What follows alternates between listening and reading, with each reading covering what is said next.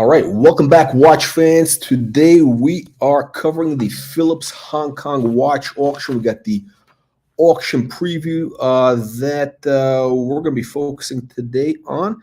And we got an amazing sale, actually. They got some really incredible watches that we're going to be covering. The highlight of the sale, actually, is it's actually not a watch. It's actually two Cartier Art Deco era clocks made for the Chinese market, which are incredible. These are probably going to, break some records. I don't know. Actually, I don't know if there was a record because I'm not sure if anything like this ever went through auction before. That's going to be coming up later. But let's dive into the sale, and of course, make sure to share your comments, questions in the live chat, or if you're watching this on the replay, leave your comments or questions below.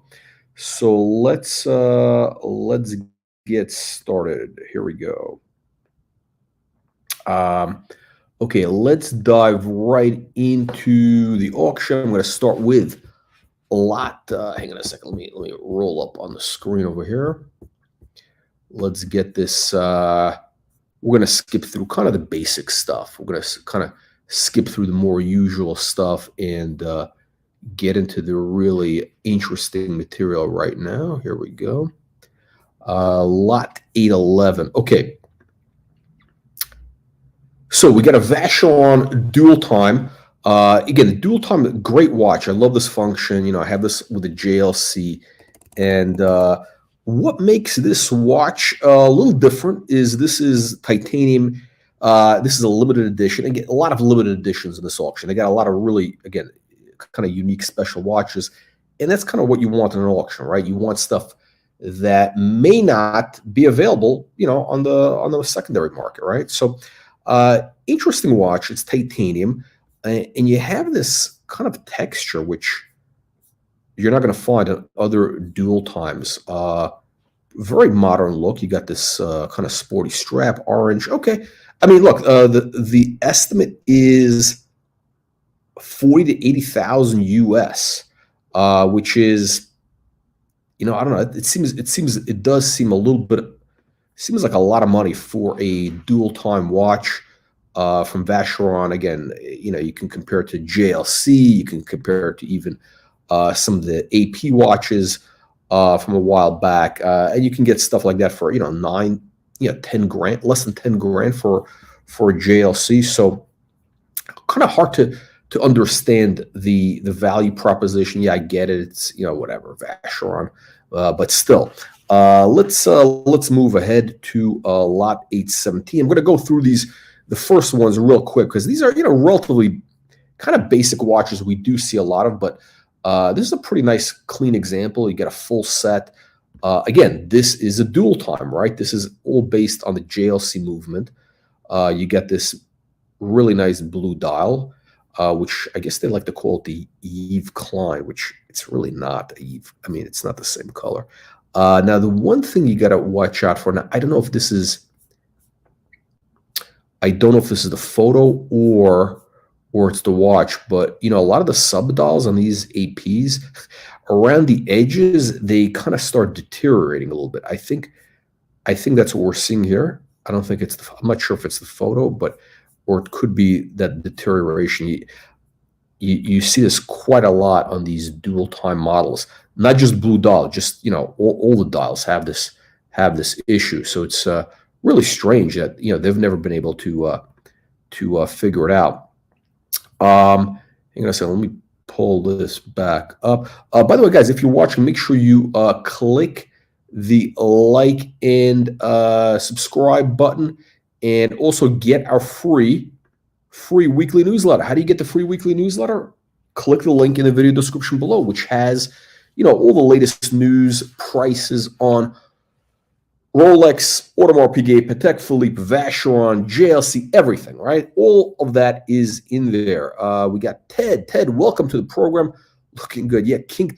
No, we got the Audemars Piguet, the owl, the day-date moon phase. And by the way, this is a JLC movement. I'm a big fan of JLC, and again, they do great watch. some of their watches are great. Some of them could be improved. We just did a review the other day on some of the new releases in the Polaris line, which they should be doing a lot better with those. They get so much potential. All right, let's move ahead here. Let me pop this up on the screen.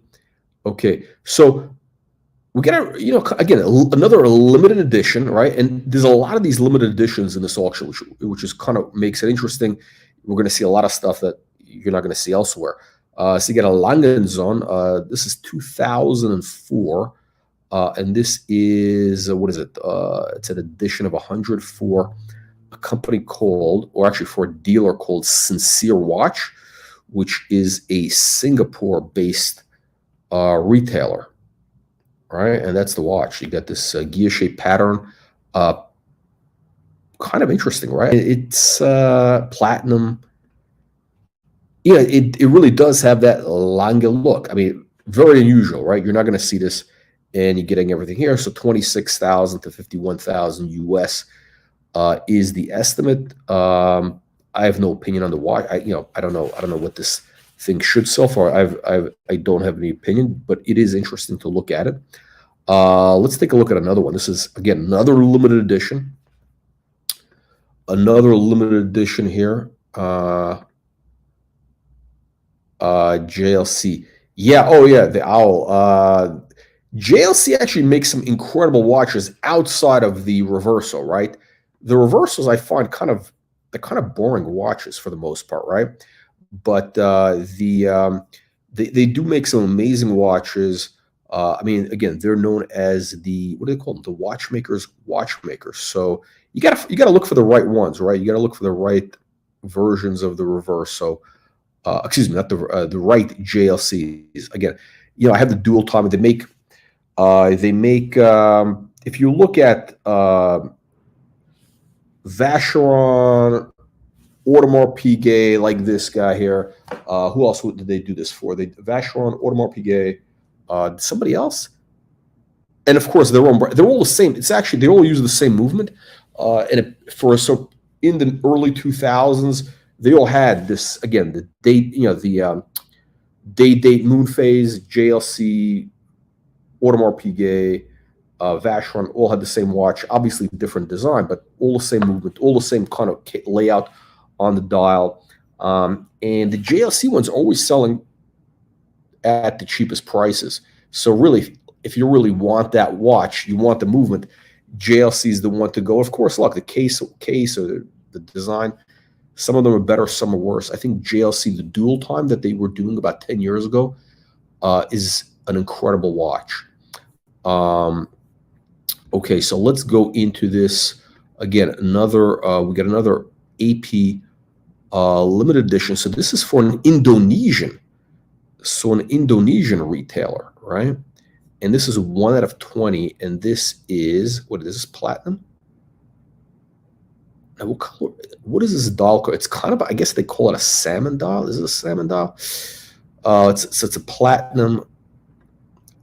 Technically, it could be a salmon, but it looks great, right? You get this platinum, and again, this must be a heavy watch. Looks really good here. Looks really good, right? Look at the moon phase. Nice combination, right? Again, I find platinum kind of a dull, kind of a boring metal. It looks very dull, especially when you do it with this, the brushed royal oak bracelet. I think it's kind of lost. I think platinum, it really doesn't belong on a royal oak. But hey, that's my opinion. So this thing is, what is the estimate? It's not showing. Okay, it's not showing up the US. Okay, where is it? I can't pull it up here. It's about, I think, about 180,000 US ballpark. Oh, here we go. 150. All right, it's not sure, but it's about 150 to 200,000 estimate ballpark, right? That is the estimate. Let's see, what else do we have here? Okay, moving along, we got the next one, 828, 835. I want to bring this one up real quick. We got a Vacheron Perpetual calendar, 30 to 50,000 is the estimate. You get the scale. It's a beautiful watch, right? When you think that's a gorgeous dial, right?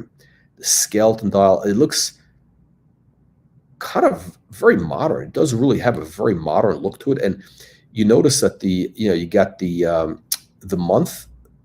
You got this, I guess, kind of leap year thing, which I've never seen done in all one color.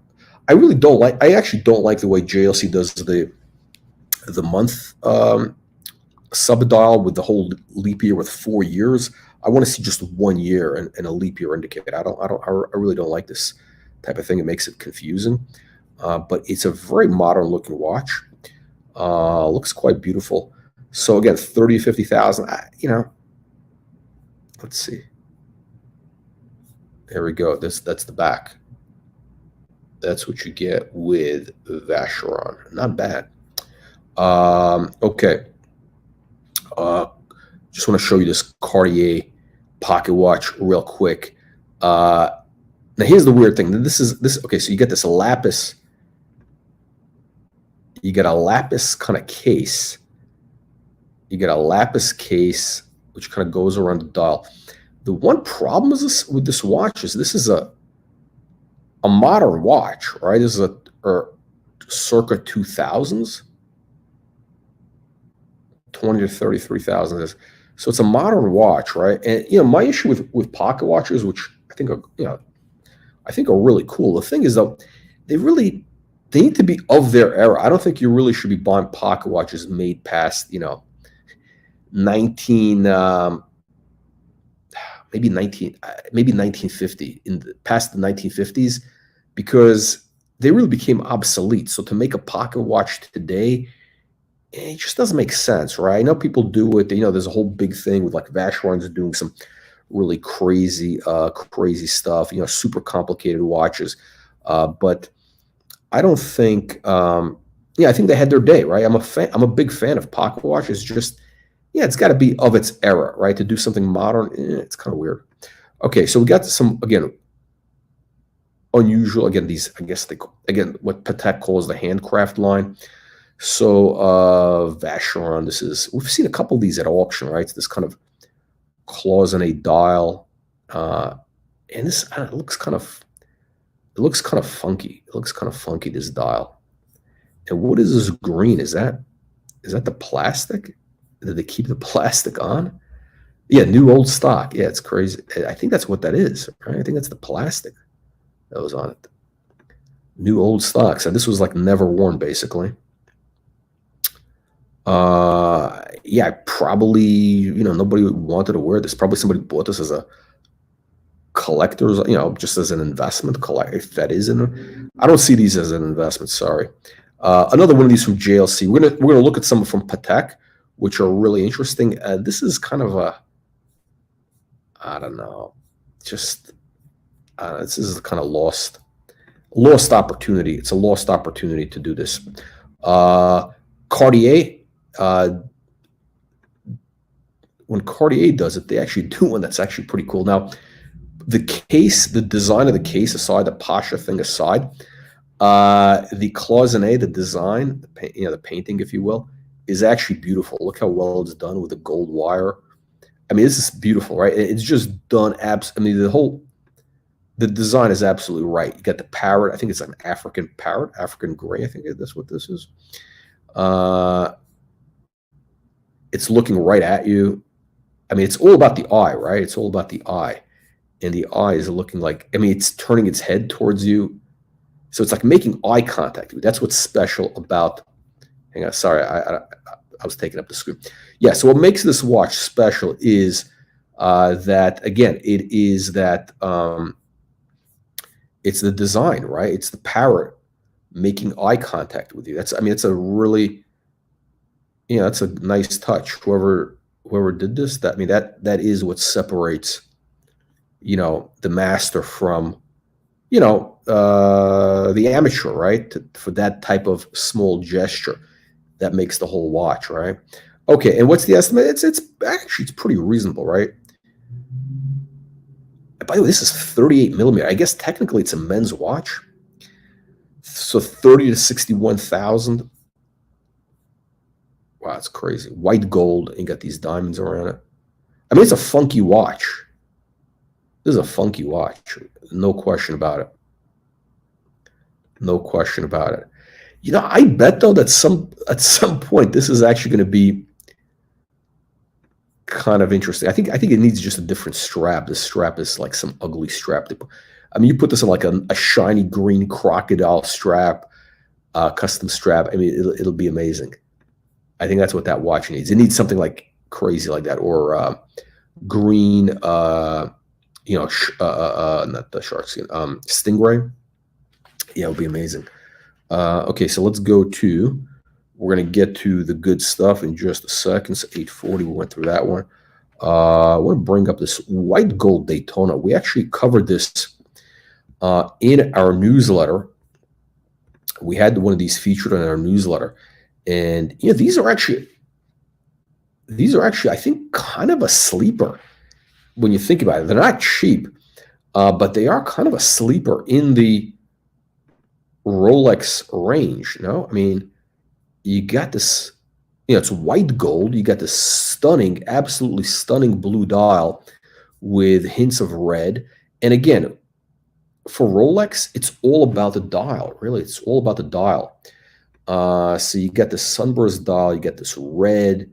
You know, it gives it that energy. And the price, these are like in the 30s. You can get these in the 30s. So this is actually, okay, so the estimate here is 30,000 to 51,000 plus the premium, right, which is a 20-something percent, 27, I believe. So, you know, but yeah, you can get these for 30 grand roughly, which I think these are actually in the 30s, I should say, 35. So, you know, yeah, I mean, again, compared to everything else out there in the Daytona range, it's a sleeper. It's kind of I think this is kind of like that John Mayer. No, I wish I had an excuse to buy a Daytona. I don't know if I can get into it. Maybe a two-tone Daytona with a black dial, because it's very funky. You know, the white gold is a little, you know, it's a little too much. But this is a great watch. If you're in the market for a Daytona, this is one to look at. Absolutely. Let's take a look. Actually, you know, I think actually even again, we're not here to give investment advice, but, and this is, again, it's a modern watch, right? This is 2020, but I think these are going to do well over a period of time. So if you're going to get a Daytona, consider getting that version. Okay, we got another in the plastic, right? Look at this. Crazy. So this is virginal, right? It's virginal. It's kind of like Sylvester Stallone's Patek, right? The one that's coming up for auction. It's all in the plastics. It was never opened. I mean, which is really a shame. Look, you got the case back. You got the little push. It's all in there. It's all in that plastic, which I don't know. I just, people who do this, it's sort of, I don't know. I just don't understand it. You got this ruby, the chronograph, perpetual calendar. What is the point, right? You got to wear it. So 256 to 460 is the estimate. I think we really need to like discourage people from doing this type of thing. It's kind of a real shame when you see this. Somebody buys an incredible watch like that and never uses it. It's ridiculous, right? Okay, guys, by the way, quick reminder, if you're just watching, you're just joining us, make sure we're getting a lot of signups for our free weekly newsletter.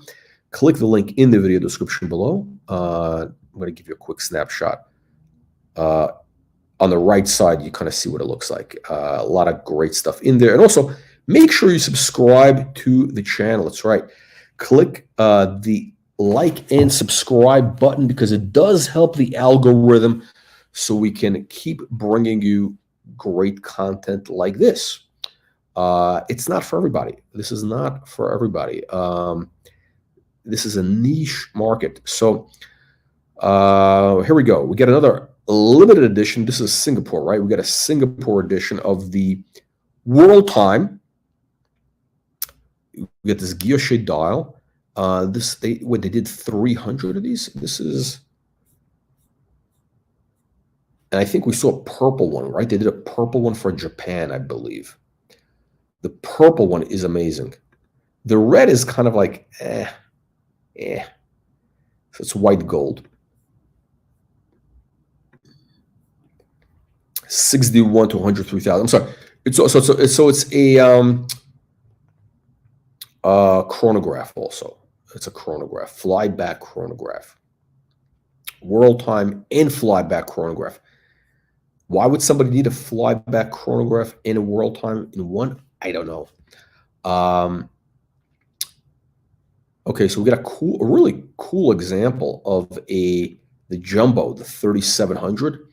So this one is in gold, right? Yellow gold, but you have this kind of a double row of diamonds on the bezel, which I bet in person this watch looks amazing. In person, this probably looks amazing. The diamonds on that bezel looks amazing. So the 122 to 190 is the estimate. So I think for a regular one, it's about 100 ballpark for a jumbo 3700. They're roughly about 100 grand, I think, if I'm not mistaken. So a bit of a premium, and you're getting, what else are you getting? Okay, you're getting the extract. So you're just getting the watch and the extract. Yeah, which is okay, as long as you get that. Now we got one of the benchmarks. I'm saying that the 3940 is a blue chip Patek, right? This is one of the future blue chips of the Patek range. And this is the final series, right? 2005. And yours truly has the same watch. So I'm actually curious to see how this will sell, because again, this is going to, it is going to have an influence on the market to some degree. The choice of strap is a little boring here, to be honest. It's a little bit of a boring strap, but okay. 25 to 51,000 is the estimate. It looks like a full set. They don't have the winder. It looks like they don't have the winder, which is, it's a nice little piece to have. But I don't know. Some of these sets were always different, so I don't know if they all came with the winder. I don't know about that. But this, again, I think it's a low estimate. It's probably going to go for, it's probably going to hammer for like 60 plus. $60,000 plus premium, or 55,000 plus premium. Just curious to see where it ends up. Some of these estimates are low. Obviously, they do have low estimates a lot of times to, get people sucked in into the auction. Let's see here. Okay, so we got some more interesting ones. Another World Time. Just bring this up real quick. This is the blue dial, platinum. What is the estimate? So 30. It's about 30 to 60,000 roughly. Interesting. I don't know if is that black or blue. Oh, it is blue. It actually looks pretty good. I don't like the font. I don't like that modern font that Patek uses. That's the thing that bothers me about these watches. The font, it just. Okay, so we got this Aquanaut Japan edition. So this is one of the early Aquanauts Japan edition. It's the blue dial. And we saw one of these go for about, I think it was around 92,000 with premium at Loop This auction. Here they have it for 30 to 60,000, which is seems like a low estimate. That seems low. Again, you also got to count the premium. So this is what the box looked like for the Japan market. Interesting, huh? Okay, moving along. What else do we got here? Okay, believe it or not, the sale actually gets better. We're just getting to the good stuff here. We're going to get to the good stuff in just a second, right? So we got here. I'll just bring this pocket watch up. So it's a 1950. Again, I think 1950 is kind of the cutoff date for pocket watches.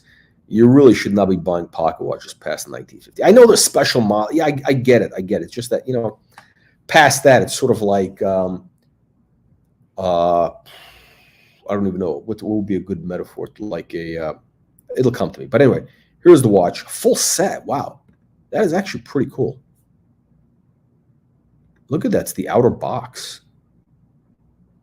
Cardboard. Oh, and it comes with a chain, which is a plus. You definitely want that chain. So what is this watch? So it's a perpetual calendar chronograph minute repeater, if I'm not mistaken, right? Double split chronograph. Modern style case. Okay, French count. It's a French count. Okay. 400 to 800, 410 to 821,000 US. I don't know. That kind of seems high for. I mean, I don't know. Maybe is this something very special about this? I don't understand that one. I really don't, because we've seen.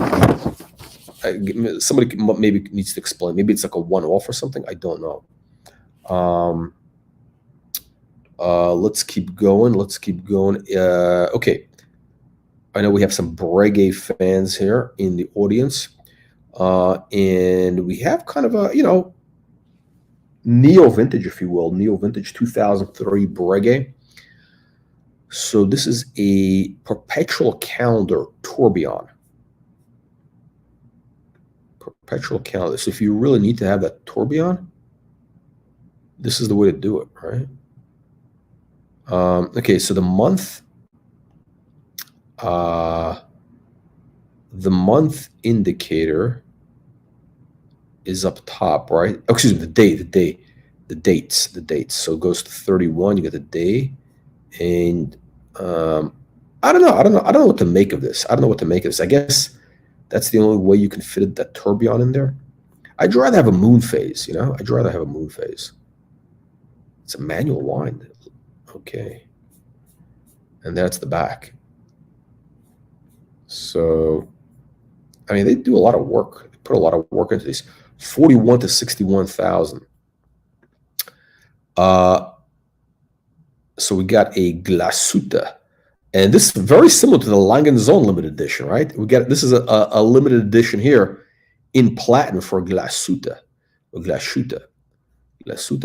Very similar, right? Very similar to that Langenzoon we saw earlier. And this was done for who? For this is a limited edition of 50. It was it done for a retailer? No, just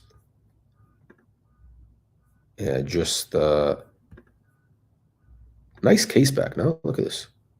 I shouldn't say case, nice display back, right? Yeah, I like their rotors. I think they have a cool logo, which they do take advantage of showing that off. That's actually pretty nice.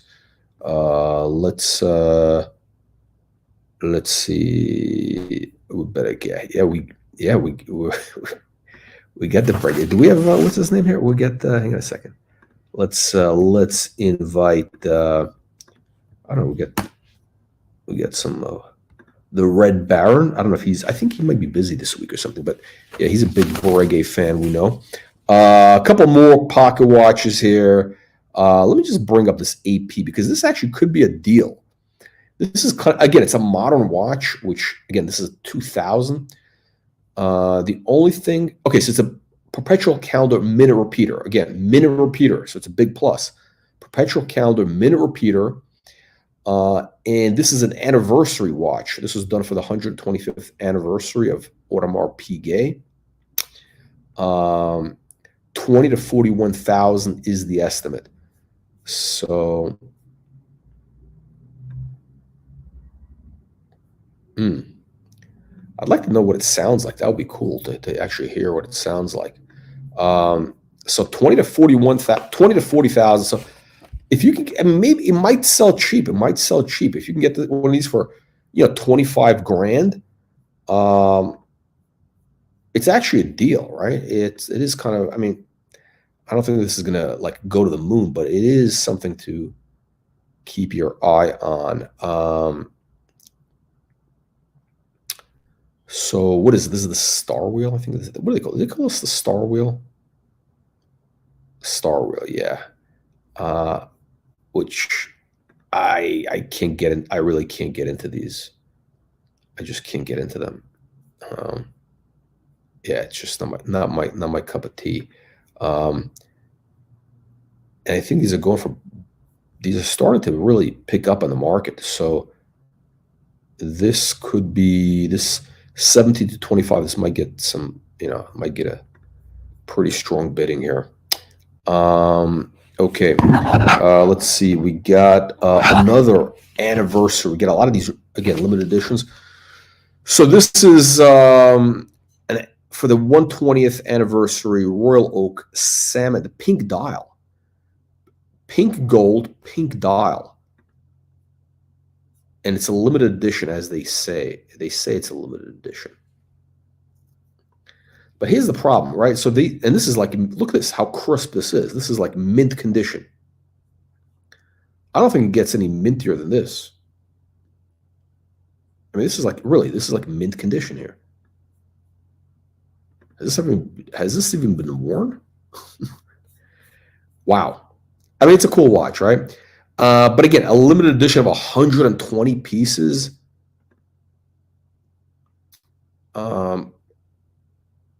From 1995. I mean, again, how many people do you think were buying these? I mean, 100. I know it sounds like, oh wow, 100. No, but 120 watches that sell for, what is it? 100.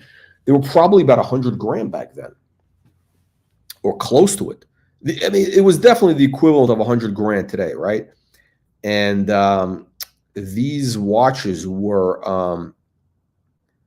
I mean, AP was not popular in the 90s. It really wasn't. So, yeah, I mean, the 120, it's a lot of pieces. I mean, if it was 20, I could see it being a limited edition, but 100, because I think they only made, I mean, the numbers produced in overall were really never that big. It's not like they made 1,000 of these watches a year in pink gold or whatever. So I think I find it to be a bit of a gimmick, but I did want to bring up the watch. It's a beautiful watch. Quick look at another AP, 1970s. And so this is interesting. So this is the estimate here is 8 to 18,000. I think at 15 grand or less, this is a deal. Why? You got the Kanjar, right? So you got the it's skeleton watch again, which whatever. The skeleton thing is not a big deal, but on the back, if you look at the rotor, they did a custom rotor for the Sultan of Oman.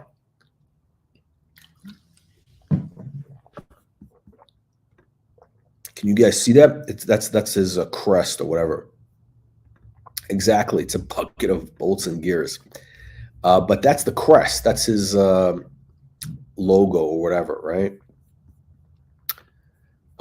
Interesting. So this is actually, I think this is one of these watches that worth buying, right? Again, if at the right price. So it's got the hammer price should be, let's call it 10 grand. 10 grand hammer price plus premium, so 28%. So if you can get it for 10, 12,000, this is a good deal. It's very unique, very unique. Okay, I'll just bring this up for 2 seconds. Oh, this is also a Kanjar. Okay, so a new old stock. We got a new old stock Hulk. And it's got the Kanjar on the back. Same thing, right? Now, you never know. Is that put on? Was that put on? No, well, you could usually. Oh, no. This is definitely Sultan. No, okay, no. Okay, so you got to keep the whole set. It's the full set. You got to keep that full set where it says, Sultan. The whole Sultan of Oman. Yeah, that's kind of interesting. No, it's so 25 to 46,000. This could get big money. This could get big. I actually don't know. What is big money for a Hulk? Kanjar Hulk. I don't know. 35, 40,000, whatever. But again, these I think if I think look, if you're going to buy modern Rolex, especially something like this, right, the Hulk, which people have been getting into. I mean, it has come down in price, but if you're going to get into these, you really do want to. I think it's worth paying a little extra for something unique. Worth paying extra. I don't know. What do you guys think? What do you think? Would you pay basically double? Would you pay a premium of 50% or 100% for something that's like 1 in 5 or 1 in 10? I don't know. Worth considering. Let's see. Let's take a look here. I want to bring something up real quick. Okay, so what's next? We got 885, 886, 886. Yeah, we showed that one. 890. Okay, so we got another interesting watch coming up here. We have so we got the Cartiers here, right? I'm a big fan of this dual time. So it's the Century, right? The Century or Century. I don't know how to pronounce it. Century.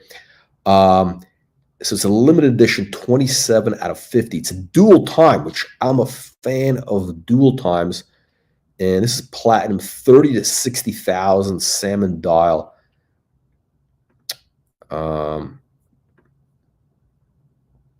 Full set. So the question is, I don't know, is Cartier really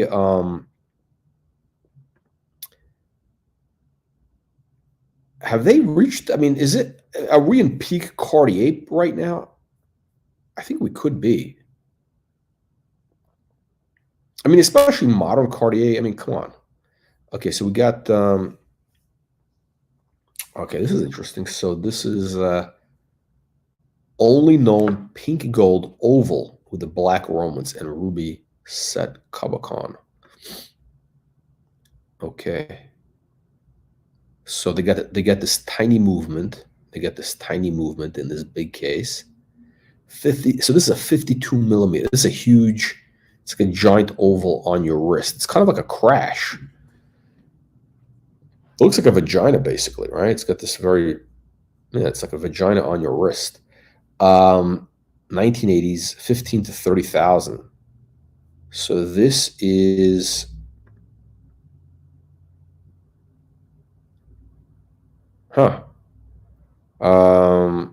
it's a one-off maxi oval.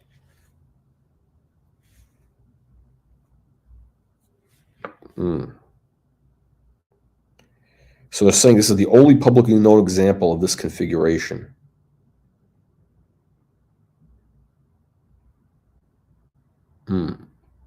Okay, that's interesting. So this might get crazy money, right? This might actually get crazy money. Look at this. The vagina watch. I don't know. What do you guys think of this? What do you think of the Cartier vagina watch? Real interesting. Okay. Be interesting to see what this hammer's for. It might get some crazy money. Could go for, not crazy, but it could go for, I don't know, 60 grand. 60 grand. Okay. Another Cartier, and this is again a limited edition. This is for that guy Wayco, and he had like a group of watch collectors. They call themselves Les Flâneuses, and this was released. What is it? A year ago. Edition of 50 with Chinese characters. This is steel. They should have done it in white gold. They really should have done it in white gold. 7 to 14,000 is the estimate. So if you're a fan of that whole group, that is your watch, basically. Okay. So, like I said, we're seeing a lot of these Mosers popping up at auction. I don't know why. Like, it seems like they're just leaking onto the market. 44 to 60,000 estimate, and I don't think they're getting big money. I don't know. It's something weird is happening with this Moser thing. Um, okay, we got Richard Mille, Japan edition. Okay, whatever. Let's move. Okay, so we got these oil work. Oil work, always interesting to see oil work. Um, Again, I appreciate this innovation. Somebody who has the balls to spend this type of money on a watch, which is bizarre looking, right? 100. It's 96 to 192,000. So what is this? Wait. This is crazy. This is white gold, but it's coated in black. Aten, which whatever that is, it's some sort of coating, black coating. So it's white gold, titanium, oversized. Jumping hours, linear retrograde minutes, linear. Okay, yeah, this is nuts. This is nuts. I just find it so ugly. Want to bring up this real quick. So Moritz Grossmann, it's a German watchmaker, Glasuta. So it's actually like the Glasuta people, basically, right? And what they're doing, they actually do some interesting dials. These guys they're putting some thought into their dials. So here they teamed up with this Kari Voutilainen, if I'm pronouncing it properly. You got this beautiful guilloche, right? Green enamel with the rose gold. It's quite nice. Yeah, it's quite nice. You know, I just noticed a small detail. The numbers on the calendar, so it's a calendar, which I love that function. You got the calendar hand. They kind of reverse, right? They at 24, you notice that from 23 to the 24th date, they kind of reverse. They go in the other direction, which is it's interesting. It's an interesting touch, actually. I just noticed that. So what is the estimate here? 23 to 33,000. Again, so this is one of these independent watchmakers. This is sold in Singapore, right? At Sincere Watch. That's that retailer.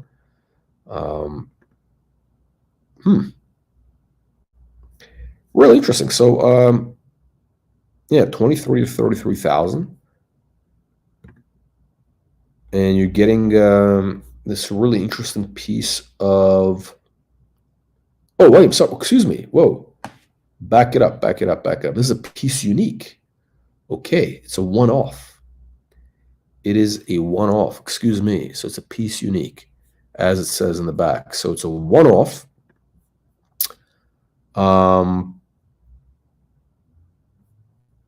Kind of a cool watch, you know? I mean, if you have to get one of these independent watches, would you go for this? I mean, if you have, let's say it goes for, I don't know, 30 grand all in, or even 40 grand. So if you have a choice, do you buy this for 40 grand, or do you spend 40 grand on a Langenzone? I think this is the play. Okay, you got an MB&F dual time, which is crazy watch. And these things are huge on the wrist, and the glass or the crystal, whatever you want to call it, is domed. It's like a dome shape. So really, I don't even know how you wear this watch, because you got to be really careful, right? You got to look at this shape. So you got this dome on your wrist, basically. And imagine if you, you're walking around, you brush up against the wall, you hit a wall. I mean, you could really do some damage, because you got the glass and the movement. I mean, the whole thing is right there. So I mean, you could, yeah. I mean, it's very, yeah. But it's an interesting watch. 18 out of 33, 38 to 76,000 is the estimate. Stainless steel. You got to really appreciate, I mean, the thought that goes into this. I mean, the thought that goes into that type of design is I think amazing. Yeah, really amazing. Okay, let's move along here. Let's move along. 910. We get 907. 907. I want to show you this. Okay, we saw that 907. 927 is what do we got here? 927. Okay. So these have actually been moving up, like right before our eyes. The prices have been like really shooting up at auction. Like these were selling, you know, for like 12 grand, 10, 12 grand, and you couldn't give these away, right? So it's the Cobra, white gold Cobra. And it wears, I mean, the thing really flares out. It's kind of hard to wear. And now the estimate is 20 to 30,000. I don't know if they're going to get away with that. I mean, I don't know. Maybe is that the new price? Is that the new price?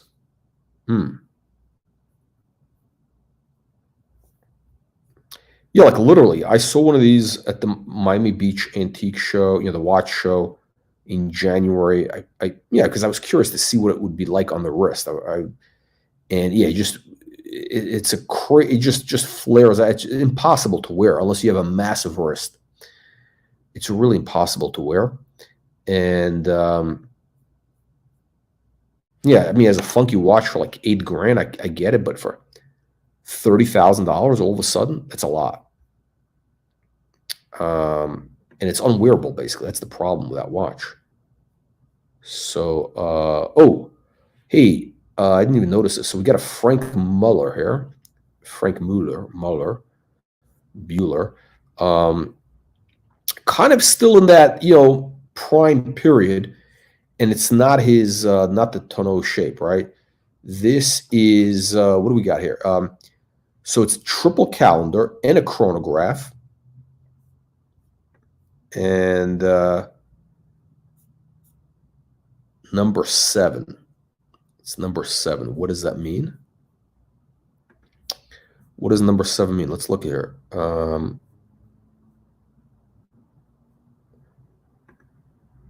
Is this number 7 out of how many, though? We don't know. That's a good one, though. That's a lucky 7, right? Lucky 7. So this is also bought at this Sincere watch in Singapore. Lucky 7. And I've been saying, look, Frank Mueller is on the move. So, okay, the estimate is 7 to 14.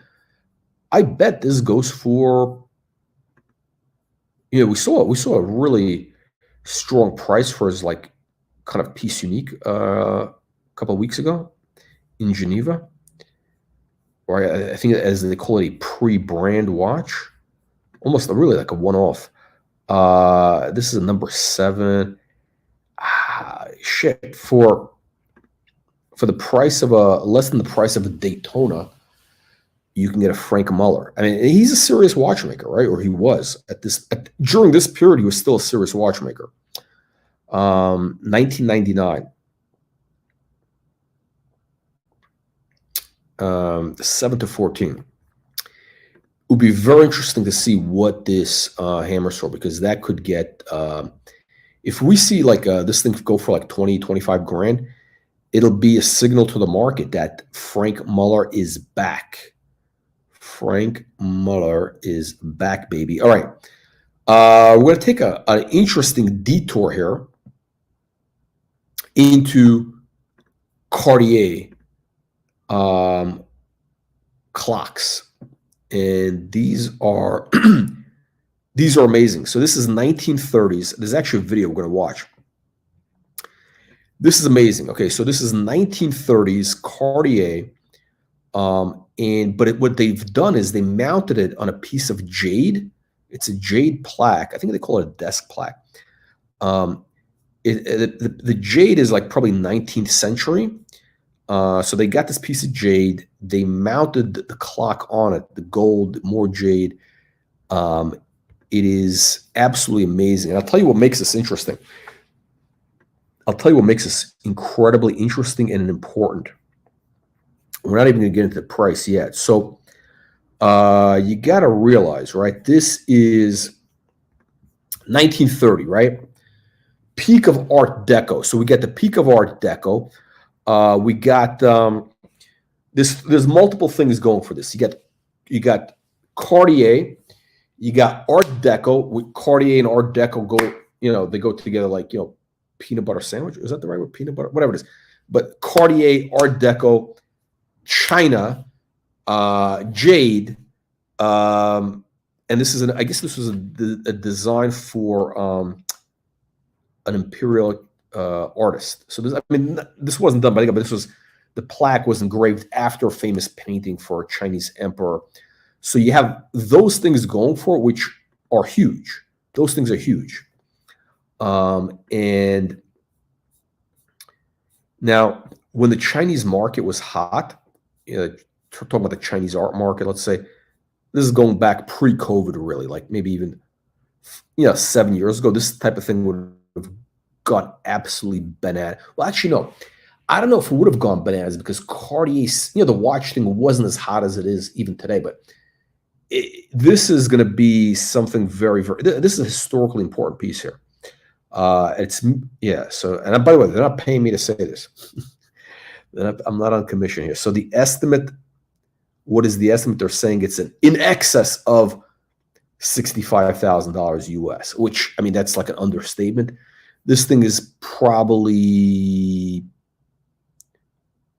I don't know, sky's the limit, 500 grand at least, 300 grand. Okay, let's watch the video. Let's watch the video, guys. Hang on a second. Hang on, okay. Let's see if we can go to YouTube. Hang on, let me see if we go to theater mode. Okay. Okay. Can you see this? Okay. So we're going to watch this little video, this little clip. This is going to be pretty interesting. This is from Phillips. All right. So let's take a look. this is amazing. This is amazing. Let's enjoy. This is a 6-minute video. I saw a minute of it. I'm going to watch it with you. I'm going to light up a cigar as I watch this. It's an amazing watch.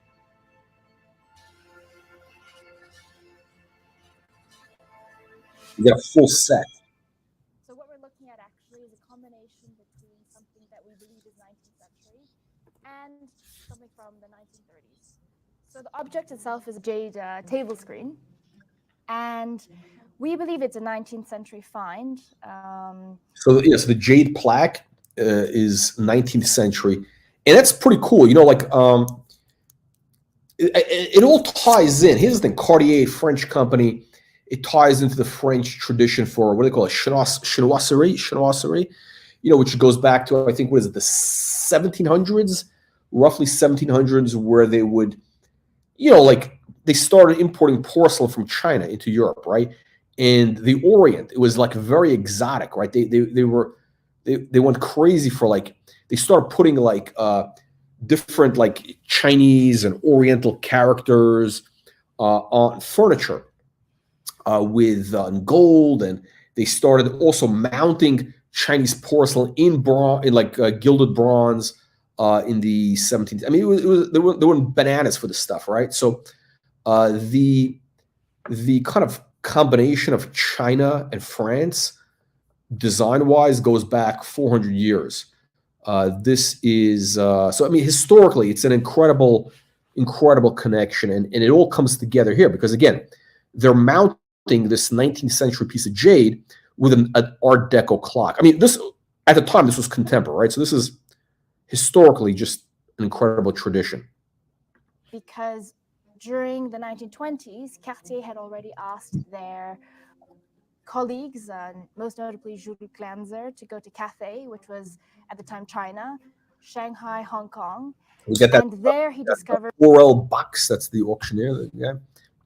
By the way, I love her accent. She got this great French accent. Whatever it is. Yeah. A whole new world of objects, new materials that Cartier had never used before. Yeah. And in this instance, it's a found object. It's a jade plaque. It's actually not just a plaque, it's a table screen. So what they were used for at the time was a scholar would have it on his. By the way, so this like scholars objects, that's a massive collector category. For the Chinese market or anybody, scholar objects. That's like these little table screens, brushes, paint, for painting, calligraphy, all this stuff. Huge thing. Those rocks, they get those shaped rocks. They're really into it. It's got like good feng shui. Desk, and he would use it as a means of contemplation because the jade would depict scenes of waterfalls, of nature, mountains, things that required contemplation. Are those rubies? I think those are rubies. Meditation. Wait, Perry knows about stones. Perry, are those rubies? So on this particular one, if you look closely, you actually have a poem that's inscribed on the upper part of the table screen. That's up here. You got scholar stuff. By the way, so this is really appeals to the Chinese markets. They love this stuff. It's got this, the whole scholar thing that elevates it. It elevates it. So this is not just. So this becomes not just a pigeon blood. Is it pigeon blood ruby? So it's not just a material object. It gives it like a spiritual quality almost, right? Right. Exactly. So you can see the poem that he wrote that's inscribed on top. It's talking about the Fuping Water Cave, which is inscribed. Wow.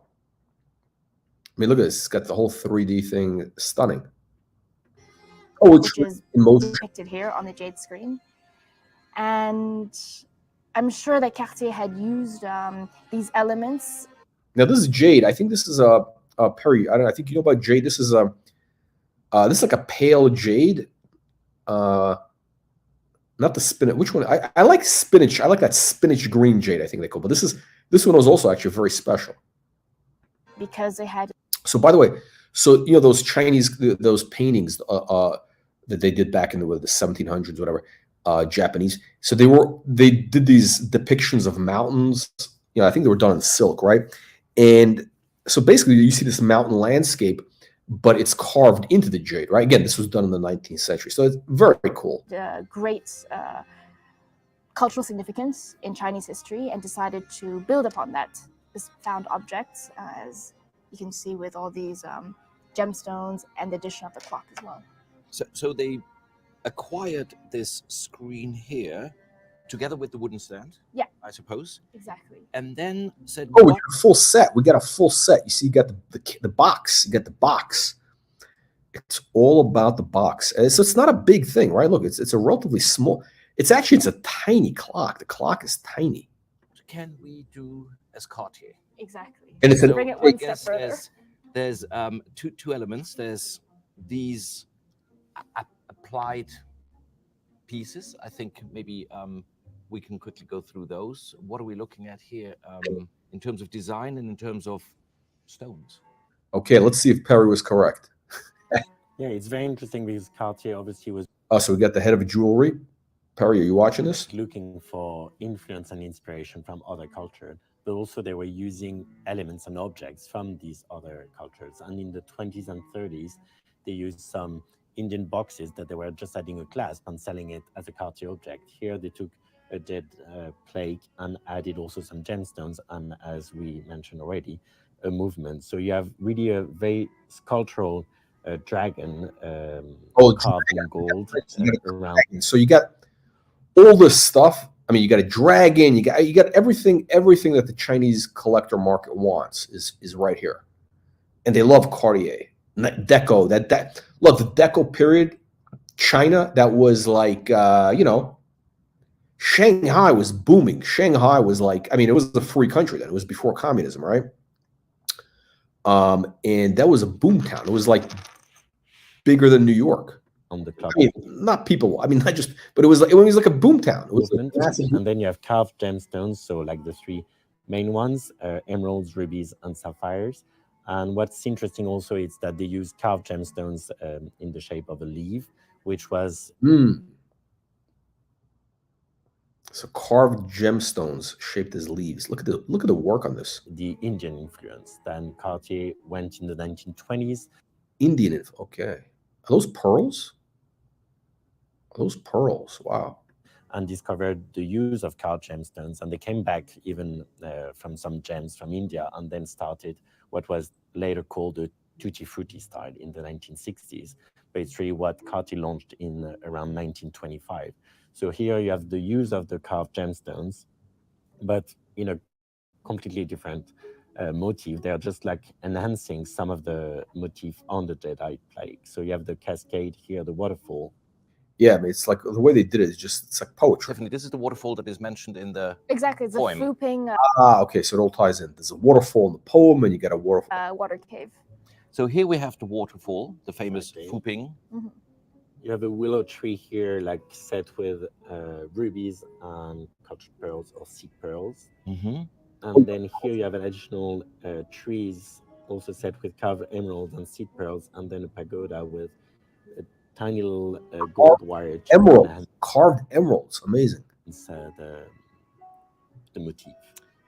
So basically, if I get it right here, thanks to you guys here especially, is that we look at a antique artifact, a piece of really historical collectible jade, with of course its own story. I mean, 19th century jade is not really like, you know, that's not that, you know, I mean, it's okay. It's not like a major thing, but.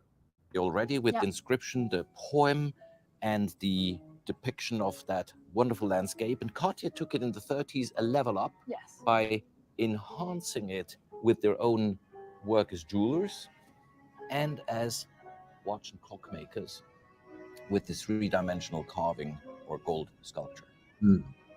I just quickly wanted to turn around. Here it's even more three-dimensional. Okay, let's take a look what's in the back. One really needs nice light. Okay, wow. Okay, so this is, wow, that's actually, that's pretty cool. So this plaque is, this actually, okay, so I mean, again, this is original from what, 19th century, so it's not Cartier doing it, but they, look at, you see the mountain landscape, pagodas. Yeah, it's cool. To see those, the three-dimensionality. Yeah. Is that part of that poem and that these paintings? So yeah, so this is actually, again, it ties into this kind of like history of French, France basically applying their stuff to Chinese objects. Like, so they, like a lot, again, like in the 1700s, they were putting these, you know, this imperial porcelain or porcelain into these gilded bronze mounts. They were adding they were adding like Chinese panels to their furniture, all that stuff. It was also the English were also doing it. I mean, it was a huge thing. The craze for chinoiserie, right? And here we see this being done in the 1930s again with taking this piece of jade and adding the Cartier touch to it. So this is like a 300-year. Exactly. So I think you see lots of motifs throughout the jade table screen that really refer to elements that are really important in Chinese culture. And I think that Cartier was very mindful of that when they were creating this object, because already you have the dragon, which is a very symbolic and important. Oh yeah. Here we go. By the way, yes, guys, make sure that you get Perry, thank you for bringing this up. We don't want people to miss out on this. To get our free weekly newsletter, click the link in the video description below to get, again, we get a lot of stuff we cover in the newsletter that we don't do on video. So we had an edition that came out today. There's a lot of different market trends, things happening in the whole world of watches, vintage, modern, you know, Patek, Breguet, Rolex, AP, Vacheron, all that stuff. Perry, thank you for bringing that up. Let's continue with this incredible part of Chinese culture. You have the chimera on the bottom here, Here, on the carved wooden holder. Mm-hmm. And so the chimera is kind of a fantastical half dragon, half lion creature. In Chinese culture, it really represents power, wow, good fortune. There you go. Very auspicious, very auspicious. So this thing has got good feng shui. This thing is like, this might get I really want to know what this is going to sell. Creature that really brings good things towards you. So Good things, money, good positive energy. I mean, this is an investment. You buy this clock for 500 grand, you'll make 5 million within 30 days, guaranteed. as a conclusion, we can conclude with what we just heard. This is a unique item. Yeah. Because it started with a unique jade screen and its wooden stand, and then Cartier's work is quite certainly unique. You cannot add something commercial onto something unique. So we are looking here at a soon-to-be 100-year-old table desk timepiece, table clock, that started its life as a jade screen over 150 years ago. Exactly. Beautiful. Beautiful. Thank you both very, very much. Okay, there we go. Okay, all right. Let's go back to. Wow. All right, we saw that, right? All right. So there you go. This is like the point of the reason I do these videos. You always learn something new, right? Hang on a second. Where are we? Okay, hang on a second. Let me just bring this back to.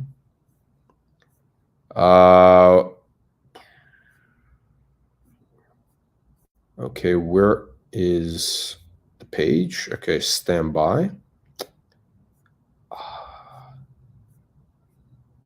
Okay, here we go. Wow, this, by the way, this is a huge sale. We got a bunch more lots here. Okay. Okay, we're back on. All right. And wait, they got another clock. I might go through this one a little bit quicker. This is I don't understand what this is. I'm gonna have to watch this video that they have here. It's a water clock. Like, what the hell is a water clock? And again, to have a full set is incredible. A jade water clock. You got a dragon. Shit. Also, 1929. Wow. Chinese characters, red, green. You get all the good feng shui here. Now, we're going to find out. You got lapis. What is this? They got a video on this one also.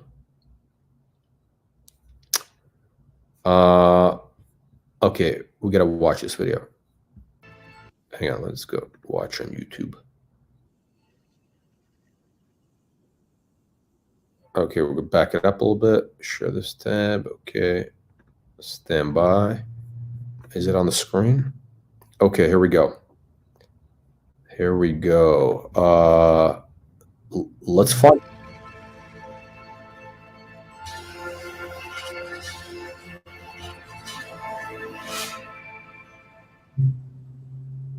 Carefully open it. Unboxing. This is a legitimate unboxing here.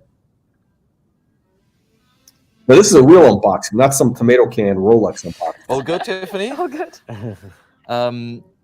I think a moment of 5 seconds of silence is a very natural reaction when you open this box, and what you see is, I really think, one of the most important horological creations in Cartier's history. Wow. Okay, this guy Actually, is known for. What is it? Why don't we start with you, Tiffany? What is it actually? Understated. So what actually it is, it's a magnetic clock. We've seen mystery clocks already, which is a horological marvel. But Cartier, they took this concept one step further. Oh, shit. Oh, okay. So they got a goldfish in there, or koi fish. Goldfish. I think the Chinese like goldfish, not koi. So, wow. Okay. Wow. This is amazing. And not just content with using rock crystal to tell time, they decided to use water. So let's go step by step. This is the basin, the bowl. Yes. What is it made of? Where does it come from? Who made it? So it's a bowl in jade as well, nephrite. Made of how many pieces? It's only one piece. It's one piece. One carved So that nephrite. means this chimera, dragon-esque Creature. creature is all in the same piece as the bowl. No, it's got to be Amazing work. pieces. That's not true. It can't be. No, the bowl is one piece. I don't think they had a giant piece, and no, that doesn't. They wouldn't do that. So you have the bowl, you have the camera on top, but Cartier, like the jade plaque, had used precious materials to elevate it even beyond what it originally was.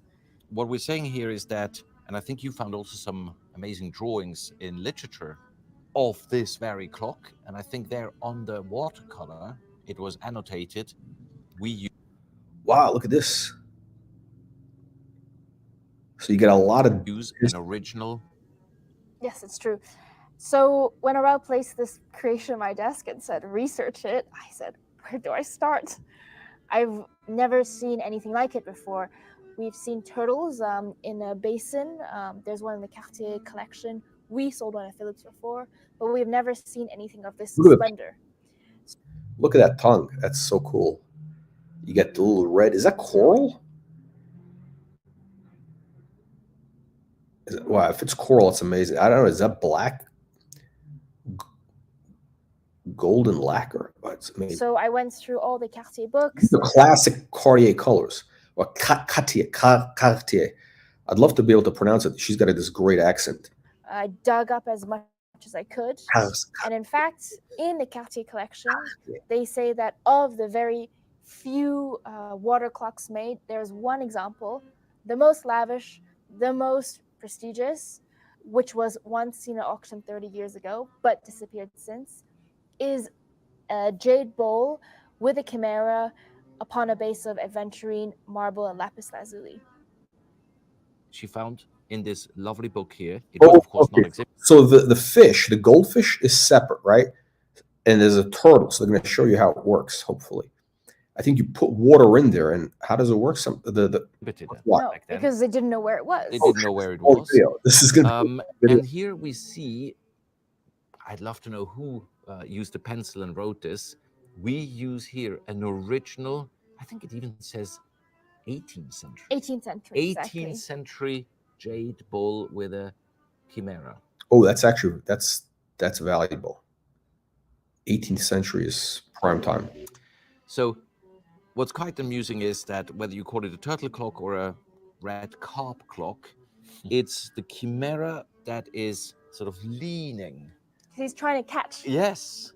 But There's a very okay. So the chimera is trying to catch, like a cat, like hanging out next to a fishbowl, trying to catch the fish. This is philosophical thing, trying to catch the time, and time keeps on running away from you.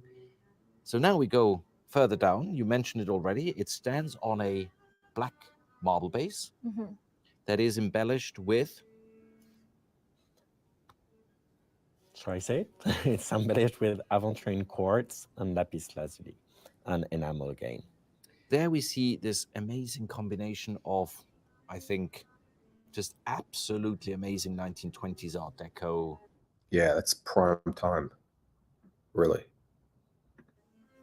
With its geometric designs. Could be part of a skyscraper in New York or even in Hong Kong in Central. There are these lovely Art Deco buildings with these very sculpted, faceted details. And then here we have a hole. Aha. So there we go again with the magic of Monsieur Coué. Okay, let's see what that is. There's, by the way, a book that I would recommend all our viewers, which is over here. There's a lovely chapter dedicated to Mr. Coué, working actually at his bench. Isn't that him? Yes, with also the clock. With an archival picture that shows a creature that, if I may be very honest, isn't a turtle or a carp. And what we found out by speaking to a photography specialist, that back then the exposure sometimes was 5, 10, or 15 seconds long. And if it moved, that's why you get this rather funny blurriness. Ah, okay, it's interesting. Okay, so we're going to find out. We're going to see how this works. Okay. So it could have been this fish here, but just the exposure was too long to get a crisp picture. But what is really incredible for me, and I think it was the most eye-opening thing I read was in every piece of literature where this clock is mentioned, they all say that of all the water clocks, this is the most precious and the most lavish and the most impressive. Okay, so this is okay. This is the build-up. This is the build-up for the big price. It's really interesting. So there's a lot of documentation on it, which is a big plus. So you got, again, you got the historical documentation, provenance, all that stuff. Although I think I like that the plaque better. It's a little more practical. Like this thing got to fill up with water. So I think even Cartier itself recognizes the importance of this clock within the It larger was scheme. authored by the highest levels of scholars in the Cartier organization, and they said this is the,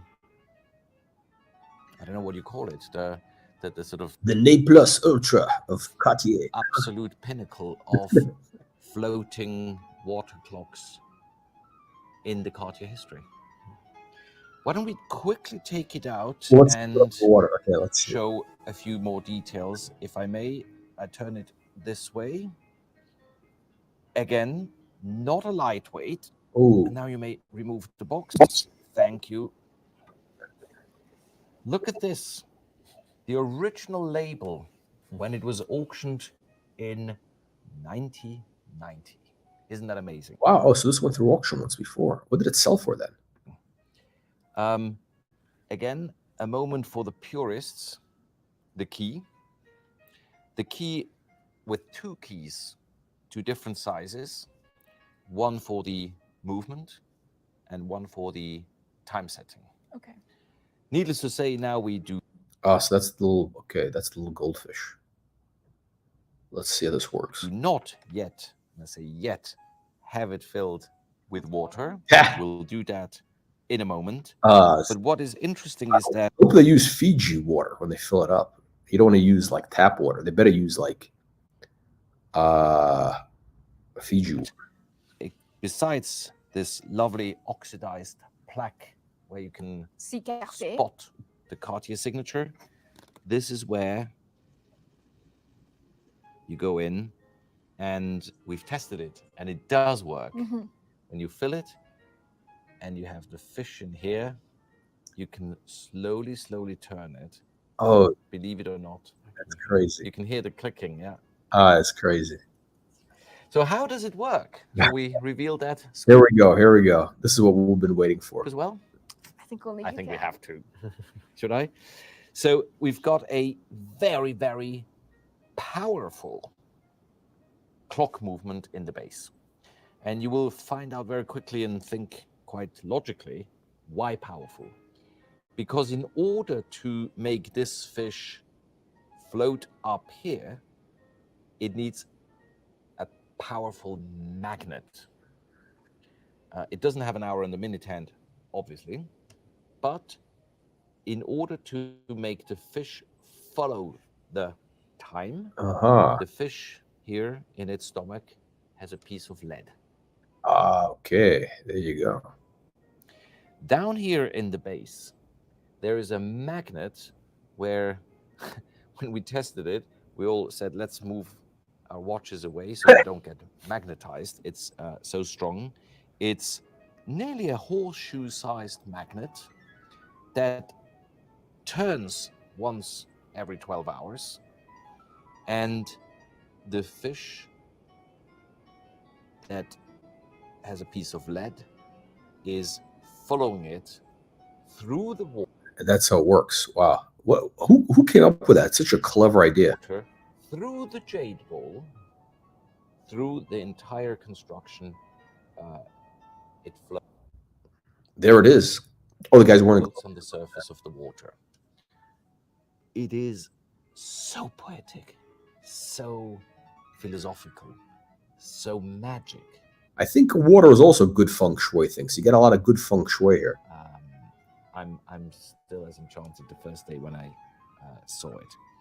Let me quickly turn it around and maybe give you possibility, Tiffany and Benoit, to comment on the carving, the work on the back of the Chimera, because you think it ends here with the shoulder, but look how far Wow, it goes. really nicely carved. So you mentioned earlier on, this is carved from one piece of jade. Yes, indeed. And as you mentioned, it was an 18th century bowl. So really carved and again, as you mentioned, Aurel, like enhanced by Cartier and all the additional numerals, the coral accents, the gold, and the enamel. And I remember also regarding the mother of pearl, like the numbers are very thin and they Wow. are I didn't even notice it. So it's mother and pearl. Is that black lacquer? It's like a lacquered gold coral. This is like, maintained pure with heart two small cut. gold nails. And we discussed recently when we visited the watchmaker that actually 80% of the mother of pearl is lost because it's so fragile. So to have like such thin numbers and with the two nails to maintain them, it's obviously a very, very fine work, even in all the details that Cartier added to this 18th century bowl. Here we have all of the numerals intact. Mhm. It's, how do we date it? Wow. So all that mother of pearl is intact. I mean, can you imagine where this thing has been, where it's spent its life? I mean, if this was in Asia, I mean, Asia was had a lot of turmoil. You got wars. I mean, had to travel, and it's all this is intact. The mother of pearl is intact. Late 20s? Late 20s, yes. Late 20s. We know that thanks to the beautiful drawings and literature 100 years old. that can be found in quite every. Can you imagine somebody? I mean, this is like really contemporary to us, right? Somebody 100 years ago thought of doing this, and here we are 100 years later watching this on the internet. Can you?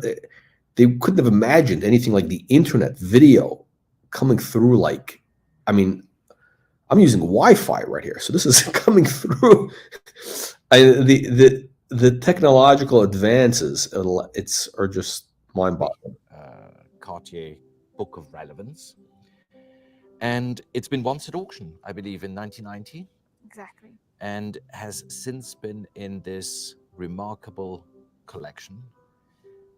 We've had Are they some both the same guy? visitors, colleagues and friends who saw it before today's video.